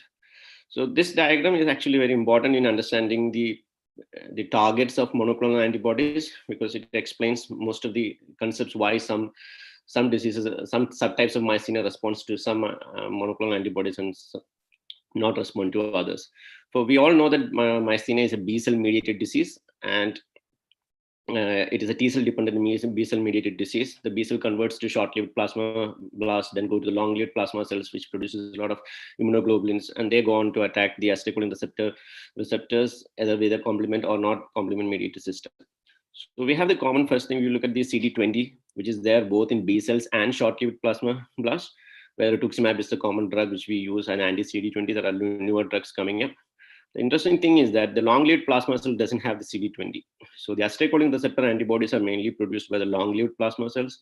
The MuSK antibodies are primarily produced by the short-lived plasma cells. Even the type of immunoglobulins, the MuSK is mainly IgG4, and the acetylcholine receptor antibodies IgG1 and G3. So it is, at least mechanistically, we can explain why MuSK is more responsive to rituximab compared to acetylcholine receptor antibody. So one of the reasons. Then about the coming to the complement mediated systems, where eculizumab is supposed to act on the C5, prevent the formation of the membrane attack complex. MuSK doesn't, and MuSK antibodies doesn't work they act via the complement mediated system. So it's mainly the acetylcholine receptor antibodies which work. So the eculizumab is mainly tried in acetylcholine receptor antibody systems. Then you have the neonatal functional receptors which involved in recycling of the immunoglobulins. There newer drugs have been tried.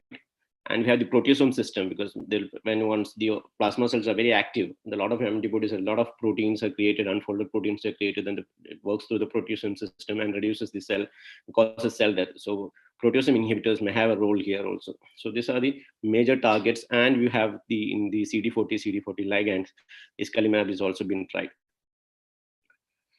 So there are two, I think we all know how the monoclonal antibodies are named. So these are named after the particular taxonomy, whether it is a mouse named or the chimeric or the humanized or the fully human. So the rituximab is the most commonly drug, but it is off-label. It's not FDA approved for refractory myasthenia or myasthenia gravis, but it's the most commonly used drug, probably, which is accessible. It is more accessible, affordable, and a monoclonal antibody. And eculizumab was FDA approved in 2017. So we can classify monoclonal antibodies based on mechanism of action. Like just now I shown the figures, there B cell targeting, the rituximab, the B cell activating factor is there, which acts on the B cell activating receptors for the B cell action. Then the CD40 ligand and the complement inhibition and the neonatal FC receptor inhibition. Coming to first one, the rituximab, it's a murine human chimeric anti-CD20. It is mainly expressed in B cells and short-lived plasma cells, not in long-lived plasma cells. It depletes only the circulating B cells, not the one mainly in the bone marrow and lymph nodes. There are many mechanisms of actions being targeted, mainly through the B cells action. The evidence base for rituximab is mainly from the observation data. Most of them have been small series, the initial ones. Now we are having a little more bigger series coming up. There is one RCT, randomized controlled trial, which is completed, but not published yet. So what I'm going to do is, we all know how the first case, which whether a lymphoma, there's a case of myasthenia with lymphoma given to rituximab, and how they improved, and how the concept of using rituximab in neuromuscular myasthenia gravis came into the picture. So I will go through the last 5 years, how the series came up, and finally finish up with the randomized controlled trial data that we have. So this was a series from Alberta. They found out the 14 cases of both MuSK seronegative and acetylcholine receptor antibodies. Most of them have received 1 cycle. A couple of them have received 2 cycles and 3 cycles. So they have constantly showed that there's a reduction in the MMT score, and for a time to peak response around 4 months. There's a significant reduction in the prednisone dose, IVIG frequency, and the plex frequency. In 2017, there was a systematic review of all the cases of rituximab till that time. They had of myasthenia gravis treated with rituximab, around 169 cases, 99 cases with acetylcholine receptor antibody, and 57 with MuSK. With no surprises there, MuSK was more females. There were more thymoma and thymectomies done in the acetylcholine receptor antibodies. And you look at the figure, it's very convincing to show that 72% of the MuSK respondent had a minimum state, minimal symptomatic state, and only 30% of acetylcholine receptor antibody has improved. Even the complete stable remission or the partial remission is 47 versus 16%. So even what are the other endological multivariate regression found out that MuSK, age, and the severity were the factors affecting predicting the response to rituximab. Even the antibody titers to acetylcholine receptor antibody was not predictive of the response. Even though the MuSK cases had more than 90% reduction, very few cases had pre and post MuSK antibodies in the series. Then the same group, which had 14 cases initially, they come up with 22 cases, and they showed similar response on these 22 cases. And one group showed the different infusion protocol. So when they compared 3 protocols, the numbers were low, 11, 5, and 9. One used the 4+2 dose, that 375 milligram per meter square weekly for 4 weeks, and then monthly 2 more doses. This other group was only the weekly 4 doses, and one more dose was the 1 gram 2 weeks apart 2 gram dose. They showed that the 4+2 dose had the lowest relapse rates, followed by the 4 doses, followed by the 1+1 dose. The numbers are too small to have a strong conclusion, but something, at least some evidence is for the infusion protocol. Then we had in 2017, a group had spent a prospective review of 55 cases of rituximab treated cases compared with the 55 total cases, 24 rituximab treated of MuSK myasthenia gravis, and 31 with the control group. And in the baseline, there was some imbalance, like for rituximab cases were milder, more hospitalized, probably more acceptable because more hospitalized, more sicker patients may be offered rituximab, more of IVIG and plex prior to being received. Still, their outcome was in the MuSK positive, and the rituximab treated had around 58% had achieved the level 2, and 54% had achieved the level 1. So this is very significantly improved in MuSK positive myasthenia gravis. You can see the probability curve, which even split from the beginning itself, so that those who have received rituximab had a better probability, because the level 4 was 54, then it reduced to 16.67 in the rituximab group. Then interestingly, last year, in the May 2020, a group from Karolinska had compared rituximab treatment in new onset generalized myasthenia and refractory generalized myasthenia. They took 2 epochs, 2 periods, one from 2010 to 2018, another from the 2003 to 2012. Supposedly the pre-rituximab era there, so that they wanted to avoid the confounding by indication. So they two different groups. In the rituximab group, they had 24 new onset myasthenia, that means less than 1 month, less than 1 year they started rituximab. In 14 untreated myasthenia, they started after 1 year. Then 34 refractory myasthenia gravis. And in the conventional treatment, they had 26 new onset. And interestingly, all the patients are almost in the age of 60. It's not a very young population.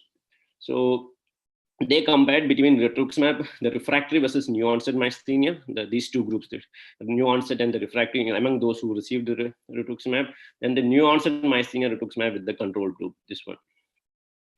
So when they looked up the rituximab, okay, the response to rituximab is pretty good. And with the new onset myasthenia and the refractory myasthenia, group in the new onset myasthenia group also compared better than the refractory group. And even in the patient with new onset disease, the rituximab compared to the conventional immunosuppression was better. Whether you look at the percentage of patients in remission was more in the rituximab group compared to the conventional group. Look at the rescue therapy or the grade of immunosuppression, the dose of immunosuppression, duration of clinical remission. Rituximab performed much better than the conventional treatment. But these are two different time period different. There are a lot of observation studies, a lot of confounding factors are there. We can't, at least it gives a good enough data to go for a randomized control trial. So everybody's talking about MuSK in myasthenia. So a group decided to look at only acetylcholine receptor in myasthenia. So they did a systematic review. They found 13 studies, 135 antibody was acetylcholine receptor antibody cases. Very difficult to combine with the different case series, case reports with different outcome measures. But overall, they found out that at least a full remission was reported in 36%. Some have a remission report case, minimal manifestation from 27 to 64%. So they say that it's likely that it's not as good as the MuSK. There's still acetylcholine receptor antibody positive also responds to rituximab. Then so you look at every review article or every paper on rituximab, everyone will be commenting on, we are waiting the randomized control trial of BEAT-MG. It was finished 2 years back, but it is still not published. But we have some data from the clinicaltrials.gov, which the authors have put it up. So it's not a peer-reviewed data, but at least it's a phase 2 randomized control trial. They tried it on add-on treatment to the existing immunosuppressant treatment, 2 cycles of rituximab, 6 months apart. Many have commented that it is too less a dose, but you can't blame them. This is a protocol which we all use. If it's two doses, 6 months apart, if the patient is doing well, minimum of 6 months apart. So each cycle is for weekly 4 doses. That's one cycle. Then you repeat it after 6 months. Follow-up was 52 weeks, blinded evaluation, and patient was required to be on more than 15 milligram with or without additional immunosuppressants. So the baseline characteristics were not that different, but one main criticism which later on came was most of the patients were mild. So there's a floor effect along with that. That's why it did not show much difference. So their primary outcome measure, because it's a phase 2 trial, so they didn't use the clinical outcome as a patient-reported outcome as a clinical. They used a steroid-sparing effect, which there was no significant difference. The p-value for futility was 0.03. There's no much safety issues, or none of the MGC score or the QMG scores were not different. Even the mortality, there was no mortality, and other major side effects were not reported. But this study is not still reported. So so what we can say is, it's even in the phase 2 data in those cases, we didn't get a good efficacy data for rituximab. And rituximab, one thing we can be sure is, we have a large, more than 10 years of experience in rituximab in various autoimmune diseases, not only neurologists, rheumatologists, another group.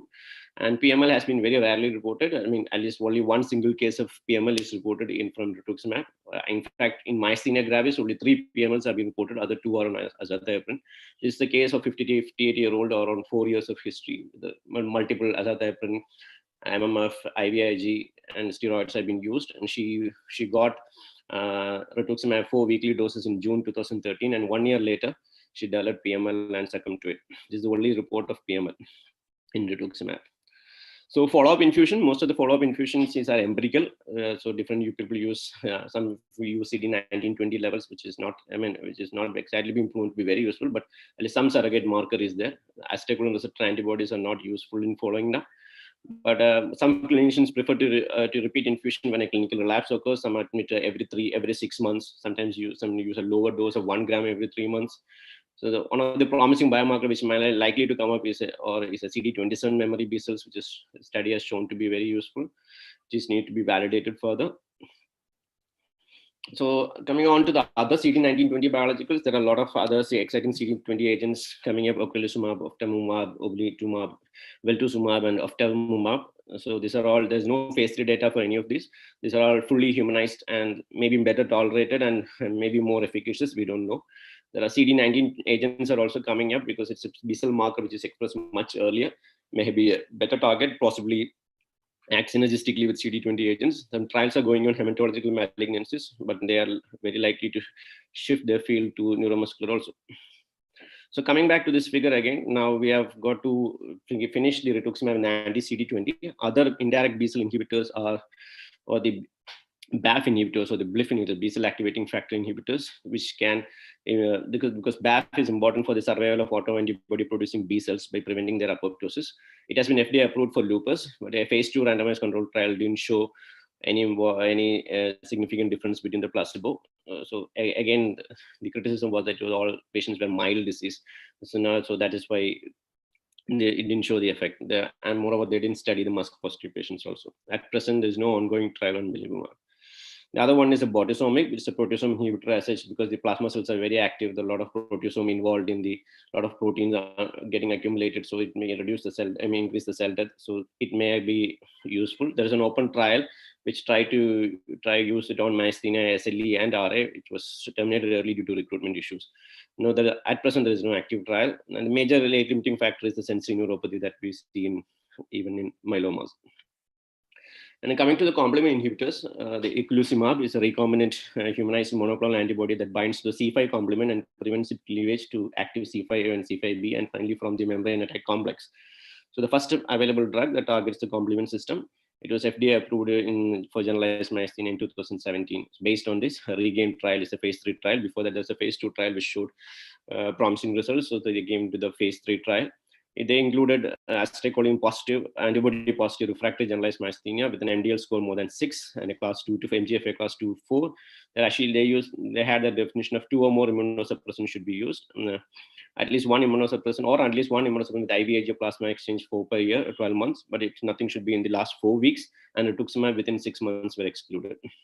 They had around 120, from 170, 126 randomized, 125 were finally analyzed, 63 into placebo and 63 into the control group. So here, if you look at the baseline characteristic, the baseline scores were very comparable. The ADL score, QMG, MGC, and the quality of life score. Most of them had more than 3 or 2 immunosuppressants. Only difference was the previous long-term plasma exchange, which was a little more in the control group, almost 4 and 10, more than double. But I don't know whether it was significant. So they had used the placebo 1:1 ratio randomization. The add-on medication, they continued the existing immunosuppressants. It should not be changed unless there is a definite indication from the physician. They allowed the rescue therapy in between. The dose was around 900 milligram at baseline, and then every weekly for 3 weeks. And the 4th week, just 1,200 milligram, and then every 2 weeks was given for 26 weeks. So, and because as any other complement mediated therapy, there's a risk of meningococcal meningitis. So the vaccination should be done 2 weeks prior, or they will have to take antibiotics. So it is one of these trials where the trialists are very unlucky. So to say that, because the primary outcome was not negative, but every pre-specified secondary outcome was positive. So they try to match for the add-on therapy and make it into a negative outcome. But anyway, because of this statistical problem, statistically worst rank ANGOA, which they use for as a primary outcome, the primary outcome missed the target. But all the pre-specified outcomes for MG, ADL, QMG, MGC, and MG goal, everything was statistically significant. And even if you look at the data, I don't think the figures itself speak for it. For anything with a clinically meaningful outcome, more than 3 improvement in the score of MG, ADL, or more than 5 improvement in the QMG, there was significant different improvement in the eculizumab compared to the placebo. And the graphs are separate very early in the pre-specified sensitivity analysis. And in the treatment safety outcomes also, there was only 1 case of meningococcal meningitis reported, which improved with antibiotics. Other than that, there was no major side effects which is reported. Most of the things have been headache and upper respiratory infection and nasopharyngitis. They had a couple of studies which had the open label extension. This was something about the minimal symptom expression, that is MG-ADL score of 0 to 1 or MG quality of life 0 to 3 scores. In that, for example, in the first REGAIN trial, at the end of the trial, before the open label extension started, it was in the minimal symptom expression that of this one of MG-ADL of 0 to 2, 0 to 1 was 21.4 versus 1.7%. But end of the open extension, that is 1.7% the placebo group, which received eculizumab in the open extension, moved up to 27.8%. Same thing with the quality of life score also, it is 1.7 improved to 19.4. So they had later on the full data of the open label extension at 130 weeks. So we can see that 41.7 improved to 94.7, 13.3 in the placebo group improved to 62.9. So there was significant improvement in those scales. I'll just skip this. For these long-term safety outcomes, the long-term safety outcomes was published in 2019. The major adverse effects were headache, nasopharyngitis were the major side effects, and the myasthenia gravis worsening was the one which they were looked at into it. If you look at the pre-treatment, pre-trial, REGAIN trial, there were 102 myasthenia gravis exacerbations. During the open label, that 102 were reduced to 25.4. Even the placebo was 73 to 25.4. The rescue therapy administration also reduced from 67 to 23. There was significantly reduced exacerbations, rescue therapies, and myasthenia gravis related complications. For a new immunoglobulin study, we are always interested in death. There were 3 deaths reported in the eculizumab trial, in the open label extension also. One patient was on azathioprine, which was attributed to hemophagocytic lymphocytosis with CMV infection of the liver. Second had an end-stage liver disease with cryptogenic liver cirrhosis. And third was sepsis and pulmonary embolism. These were the 3 deaths which reported. During the open label extension, there was no meningococcal meningitis. For one case after that, it was reported, which was resolved with treatment. And finally, to the novel immunotherapies for myasthenia gravis, other than the rituximab and eculizumab, we have the SILCO plan, which is a C5 inhibitor. There is an ongoing phase 3 trial going on. This is basically on acetylcholine receptor antibodies. The concerns of meningitis is there. So anything on C5 is targeting acetylcholine. They don't use the musk myasthenia. Rafilizumab is also a C5 inhibitor, which is already approved for PNH and FDA approved for PNH. Then efgartigimod is a neonatal FcRn blocker, which is an ongoing phase 3 trial going on. Rest of the drugs of the FcRn blockers are involved in the phase 2 trials. One thing which is interesting is the nipacalimab, which is potentially safe in pregnancy. On that side, there is some examination regarding that, those monoclonal antibodies. Otherwise, these are going on, our phase 2 trials are going on. These are the same drugs. So the limitations of all these complement inhibitors and the FcRn inhibitors are, none of the trials have used seronegative myasthenia gravis patients. So all are used only antibody positive. We need longer duration of treatment to have the long-term efficacy and adverse effects. And these patients in these trials will continue to be on the stable dose of standard agents. So the newer agents, how to care, how to interact, that needs to be found out. And the FcRn inhibitors can interact with other monoclonal antibodies, how they are acting, that is also to be seen. Finally, the COVID-19 situation now and the monoclonal antibodies, there are a lot of questions regarding that. So seriously, nobody knows because we have some data from the rheumatology group on rituximab. Patients are having not that great when they develop COVID-19 infection. But there is no specific data regarding myasthenia gravis who are stable on common immunotherapies are more susceptible to COVID-19. And my gut feeling is that don't rock the boat if everything is stable just because somebody got a myasthenia gravis. Somebody got a COVID-19 and a myasthenia gravis, it's stable. And COVID-19 vaccine, again, a lot of people are interested in how to take vaccine on patients is on rituximab. There is some guidelines to say that if you have try to take the vaccine just before the next dose, at least 1 month prior to the one dose, then take the dose and skip the second dose 1 month later, so that you take the vaccine when the B cells are almost reaching the normal before the next dose, and take the second dose and then skip it for 2 weeks and take the next dose. But these are not evidence-based. These are based on the pathophysiological rationale, will have to be individualized. So because to summarize, monoclonal antibodies will change the treatment paradigms in refractory myasthenia, and the rituximab has become the second-line treatment, though randomized control trial evidence is lacking, but we have a good observation data. And rituximab is better than musk, that we know, even proposed as a first-line treatment. Rituximab is relatively safe. We have good safety data of more than 10 years now. Dosing regimen and follow-up regimens need more evidence. And the role of lower dose rituximab, and the onus is on us to develop the evidence, because the Western world is not going to be interested in finding out a lower dose of rituximab, even early versus late use of rituximab in myasthenia. The role of concomitant immunosuppressants with rituximab, because rituximab occurs only CD20 and they don't affect the long-term plasma cells. Whether they should have a combined use of an ongoing immunosuppressant along with rituximab, it's an unanswered question. Eculizumab is very promising, but the cost in US is around $500,000. So it makes it inaccessible to majority of our patients. And newer monoclonal antibodies are in trials. We hope that sometimes it may be more effective than many of these available drugs. And more seronegative patients should be recruited to the trials, so we get evidence for that also. Thank you. Lovely. Thank you very much, Dr. Vishnu. That was a very nice and in-depth review of the subject. So even though we are well beyond our time, there is no other session following. So shall we take a few questions? Are we okay with it?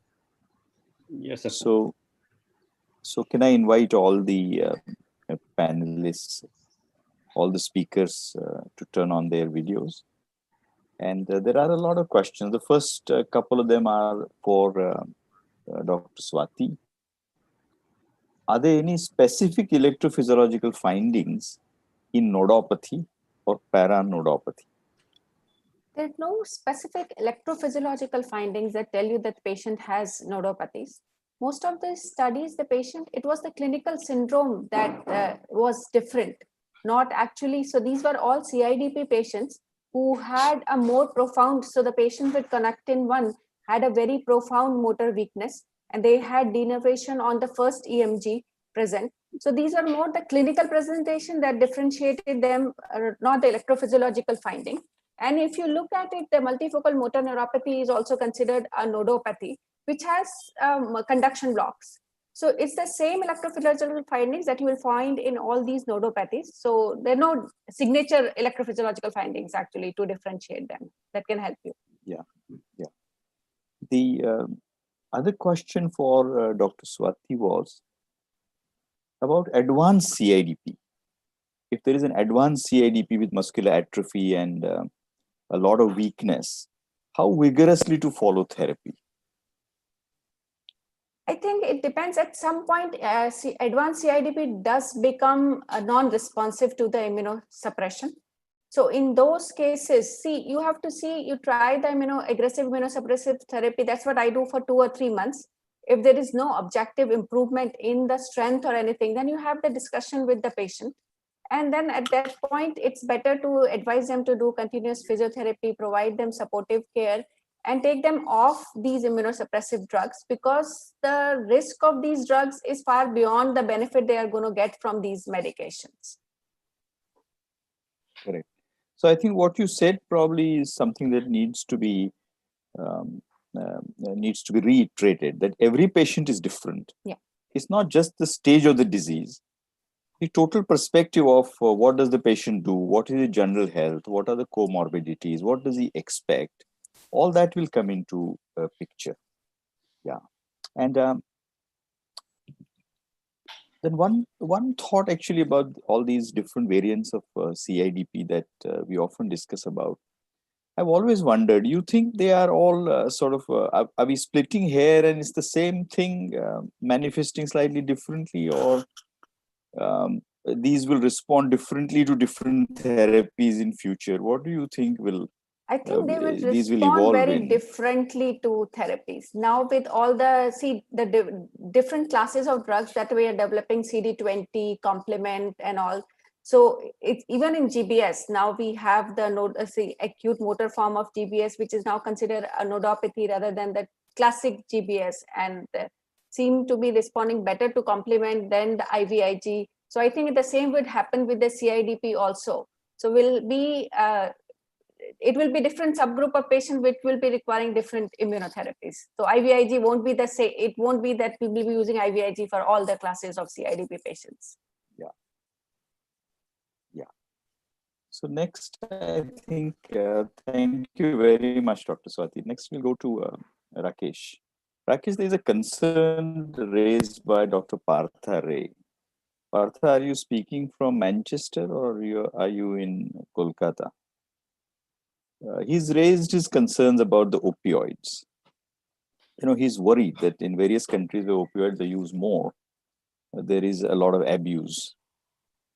You want to say anything about whom would you sort of really use opioids on? I mean, they're good drugs, but this problem is also quite relevant. Rakesh, you're on mute. Of course, before you sort of say, ours is a very interesting country, that a cancer patient may not get a drug in the hospital, but the panwala across can give you Afim. So it's a very interesting country, but still. Yeah. I mean, opioids, the data as I was preparing for this seems quite strong and very, very promising. And probably the risk of abuse is there, but probably it is overrated also.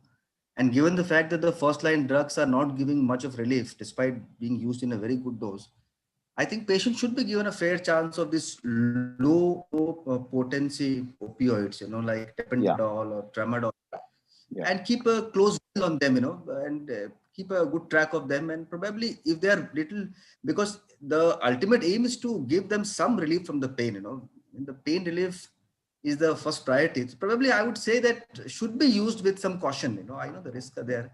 So what you're saying is don't shy away from them, but be aware that.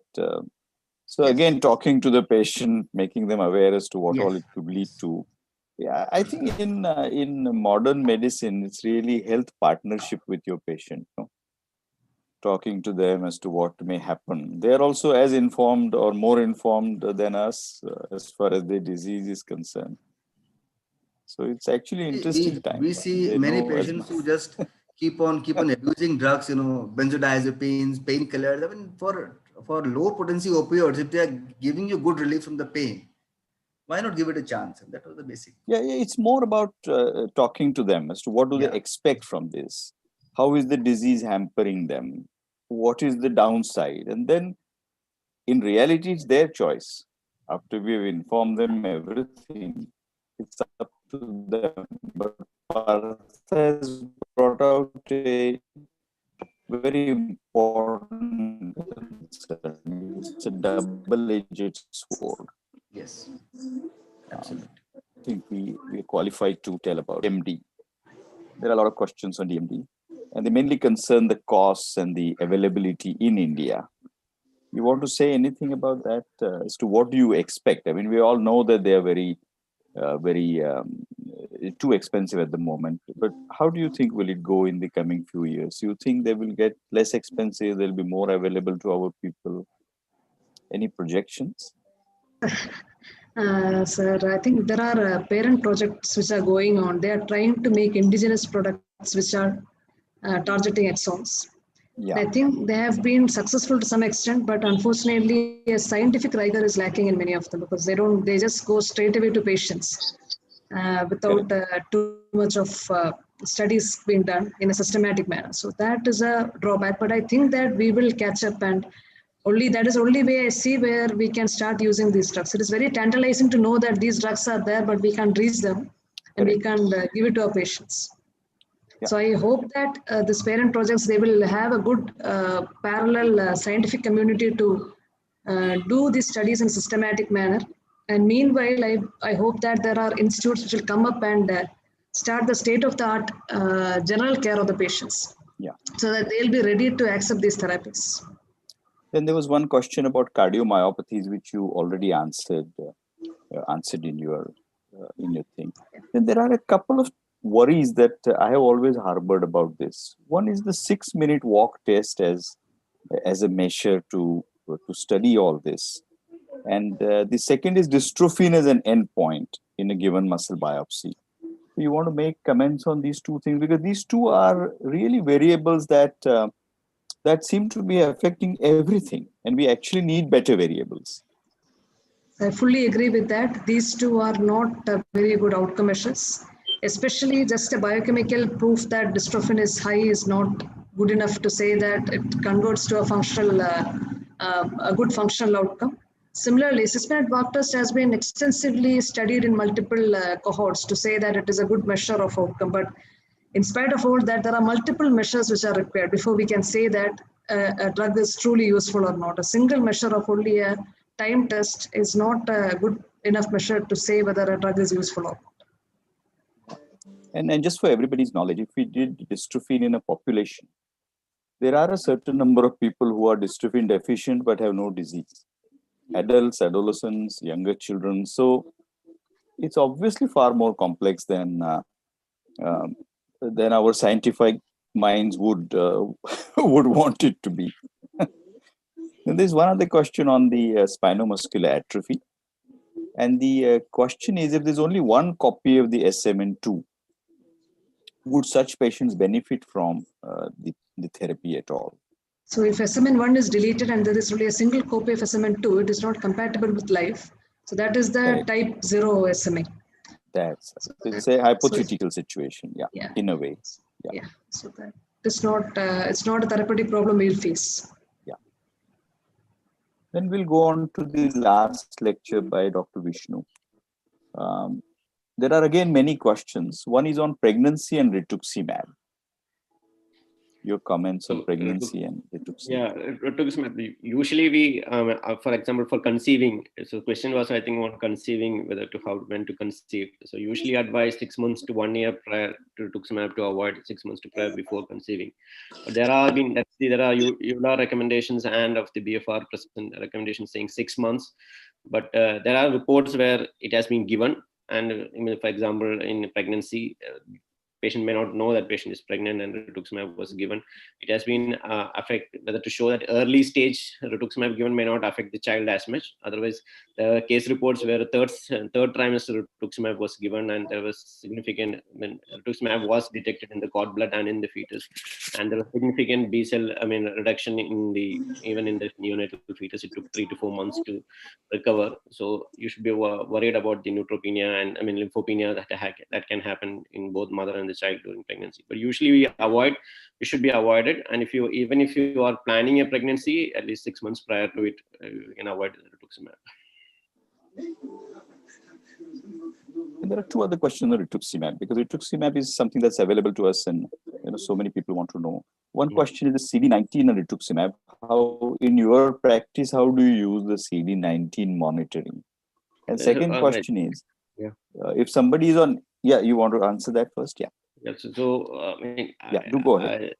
Usually CD19-20 levels that we usually do, it's undetectable. You wait for it, and then whenever it is detectable, you try and give. But in clinical practice, what in my practice is, it's not based on any evidence based. I wait usually for 6 months if the patient responds. If the patient doesn't respond for 3 months after giving 3 or maximum about 4 months, then you have CD19-12 is still low. We give a repeat dose of around 1 gram. That I do it as a low dose after 4 months. Otherwise, 6 months is a good enough time to wait. If it's 6 months, if it is not responding, it is something extrapolated from the polymyositis RIM trial. So 6 months to 11 months is the one which they had the maximum response. If it doesn't respond to 6 months, and if you still have a CD19-20 low levels, you can, even if it is low, we may give a second dose at 6 months. That's what I do. I just don't go purely based on the CD19-20 levels at that point of time. Dr. Shruti and Dr. Rakesh, what do you do? How do you handle this? Because there are obviously various ways at the moment, and none proven superior to the other. So personal choices, what do you? So I usually follow CD19 count to give the next dose. So I give only when it is above 0.5%. So you'll space it out. Yeah, I do that. And for pregnancy also, since I have also multiple sclerosis management is also there in my portfolio. We have now data which says that it may be okay to give it till up to 1 or 2 months prior to pregnancy. So I'm not sure. I agree with Vishnu that the data is not very good in that. It is just based on observational data from accidental pregnancies, but there is no evidence that unless it is given during pregnancy, there is a significant teratogenic effect. The paper which was back in 2011 was along with other immunosuppressants, which could have also caused the teratogenicity. Rakesh, any comments? Or Swati, any comments? Same thing, sir. Normally, we'll wait for 6 months and then check the CD9 like the conventional things, and we can give. I would again go to the same thing that I said earlier, that I want to see what's happening to the patient. What are his comorbidities? How is he generally doing? And then I may decide case-based. But again, there's no scientific basis to doing this. And then the other question is, if somebody is on azathioprine and mycophenolate and you move them on to rituximab, you move them or you add it? I usually, if they're on, it depends upon the patient. If the patient is completely relapsed, or patient is on, or if he has a partial response, you're not satisfied with the partial response, you want to add on to it. For example, basically purely based on the pathophysiological way rituximab works, if it is a musk myasthenia and you're giving rituximab, I usually overlap for a couple of weeks and then taper it off and stop azathioprine and MMF and start rituximab. If I'm a little worried about acetylcholine, this musk negative acetylcholine receptor positive myasthenia, where anti-CD20 may not fully cover for it. If I would like to add one more immunosuppressant. I may not give a full dose, high dose. Only thing is why worried is initial phase is about the leukopenias and the lymphopenias, bone marrow suppression. I may overlap with few times, and if the patient is stable on azathioprine, for example, if the patient is as bone marrow wise or the counts wise is stable on azathioprine, I will add on to rituximab and see how it goes. Yeah. Then Dr. Pramod has asked a question. In AChR myasthenia, it's IgG1 antibody. And in MuSK, it is IgG4. Yeah. So how does this difference translate in terms of the therapy? So basically, that's pretty much see why the eculizumab is usually only used for acetylcholine receptor 1 antibody. So IgG1 and IgG2 work through complement mediated system, and IgG4 use non-complement mediated system. So MuSK myasthenia doesn't use the complement system. So eculizumab, that's why it's not been tried on MuSK myasthenia. So most of the IgG1 and IgG2 antibodies, though they go work, destroy, I mean, they attack the acetylcholine receptor and receptors through the complement system. So that's the main pathophysiological rationale for a translational value of knowing that, saying that eculizumab can be used only on IgG1, that is acetylcholine receptor antibodies. Yeah. So I think there we more or less have taken the questions. We got Dr. Vengamma here on the panel, Dr. Shankar Prasad Saha. Dr. Divte was in the audience. So do you want to make any comments or suggestions or questions? Dr. Vengamma or Dr. Saha? Dr. Saxena? I want to make a comment. Please go ahead. You're welcome. Dr. Saha, you're on mute. So please unmute yourself and do make a comment. Can you hear me? Yes, we can hear you now. Okay. Actually, it's regarding antisense oligonucleotide. This drug, it was approved in FDA by FDA in 2016. And generally what they do when a new drug approved, it is presented in the plenary session in American Academy of Neurology. And incidentally, the Newlerson, when it was approved and presented in plenary session, I was present there, and they showed 2 or 3 child with SMA. They are after giving antisense oligonucleotide, they are working. The question is whether we can prepare a antisense oligonucleotide, because I have a friend at Manipal Medical College who has come from USA, working there for 6 years. He was telling that they can make antisense oligonucleotide. So if we can prepare ASO in our country, we can make a drug so that it becomes relatively cheaper, because Norway and Denmark has not allowed to enter the drug in their country because of unethically high price. In our country also, one interesting thing happened recently. Duchenne muscular dystrophy, there is an association. They wrote to our chief minister, you are giving free drugs to all, so give us ASO. So she made a committee, and I was member of that committee, but we just came out from we could not approve that one because of the high price. So can we make ASO in our country? I think you raised, Dr. Saha, you raised a very, very important question, and Dr. Nair partly answered it, that when locally preparations will start. And I know of at least 2 efforts where the ASOs are being looked at locally in India. One is in Bangalore and one is in Mumbai. But as far as the Bombay thing is concerned, I don't think we have reached a point where we say anything about it. But I think people are definitely trying to bring things locally, and it will reduce the price. By how much, and those things are very difficult to know. Yeah. But that's a very, very important point that you made. Okay. Another second question is to Dr. Rakesh, that in neuropathic pain, we generally, most of the neurologists, when they see the case is very resistant, not responding to any single drug, we generally give a cocktail. You have shown the drugs in cluster 1, cluster 2, cluster 3, and the drugs in all these clusters we combine and give them, and even then they don't respond.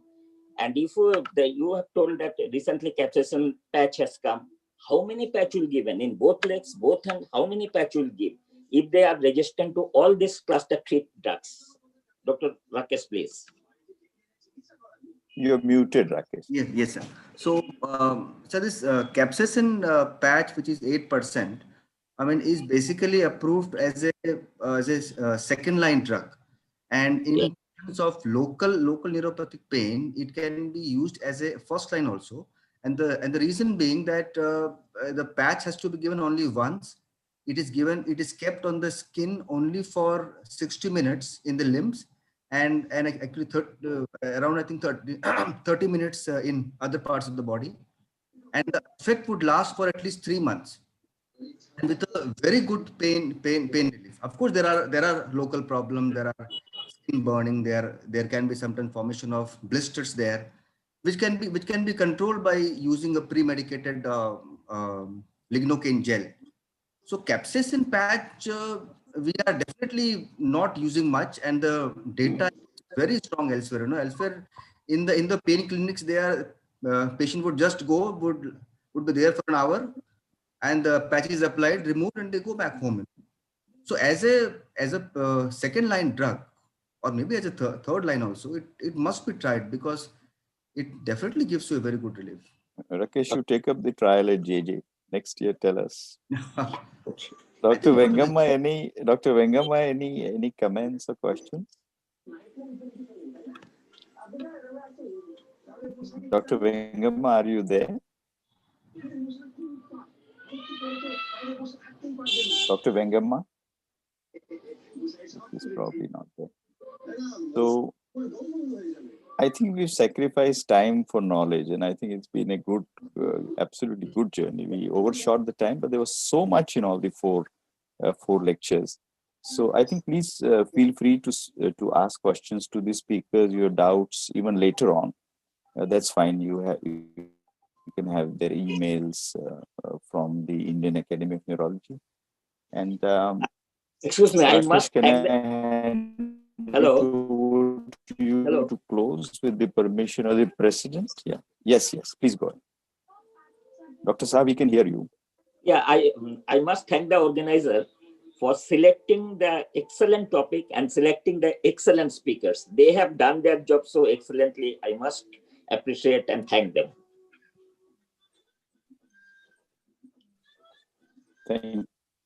Thank you. I second that. So with the permission of Dr. Murthy, sir, I will hand it over to Rakesh to close the session. Thank you very much. On behalf of Indian Academy of Neurology and the subsection, I thank all the speakers for giving time and preparing such nice, fantastic academic session. And of course, a very special thank to all the participants, nearly 100 plus on a Sunday evening, sacrificing their family time, have been there to attend this session. I have a special thank for them, and I look forward to such meetings in future. Also, you must say, Rakesh, that you look forward to getting more memberships. Yeah, that I'm trying. To this very nice, subsection. Sure, absolutely. So please do become members and actively participate. Yeah, great. So thank you very much. Thank you all, and time to leave. Thank you very much. So much. Must thank all the speakers. Fantastic job. Thank you very much, Rakesh. Thanks for the whole coordination. Thank you. Thank you, sir. Thank you, sir. Thank you. Thank you.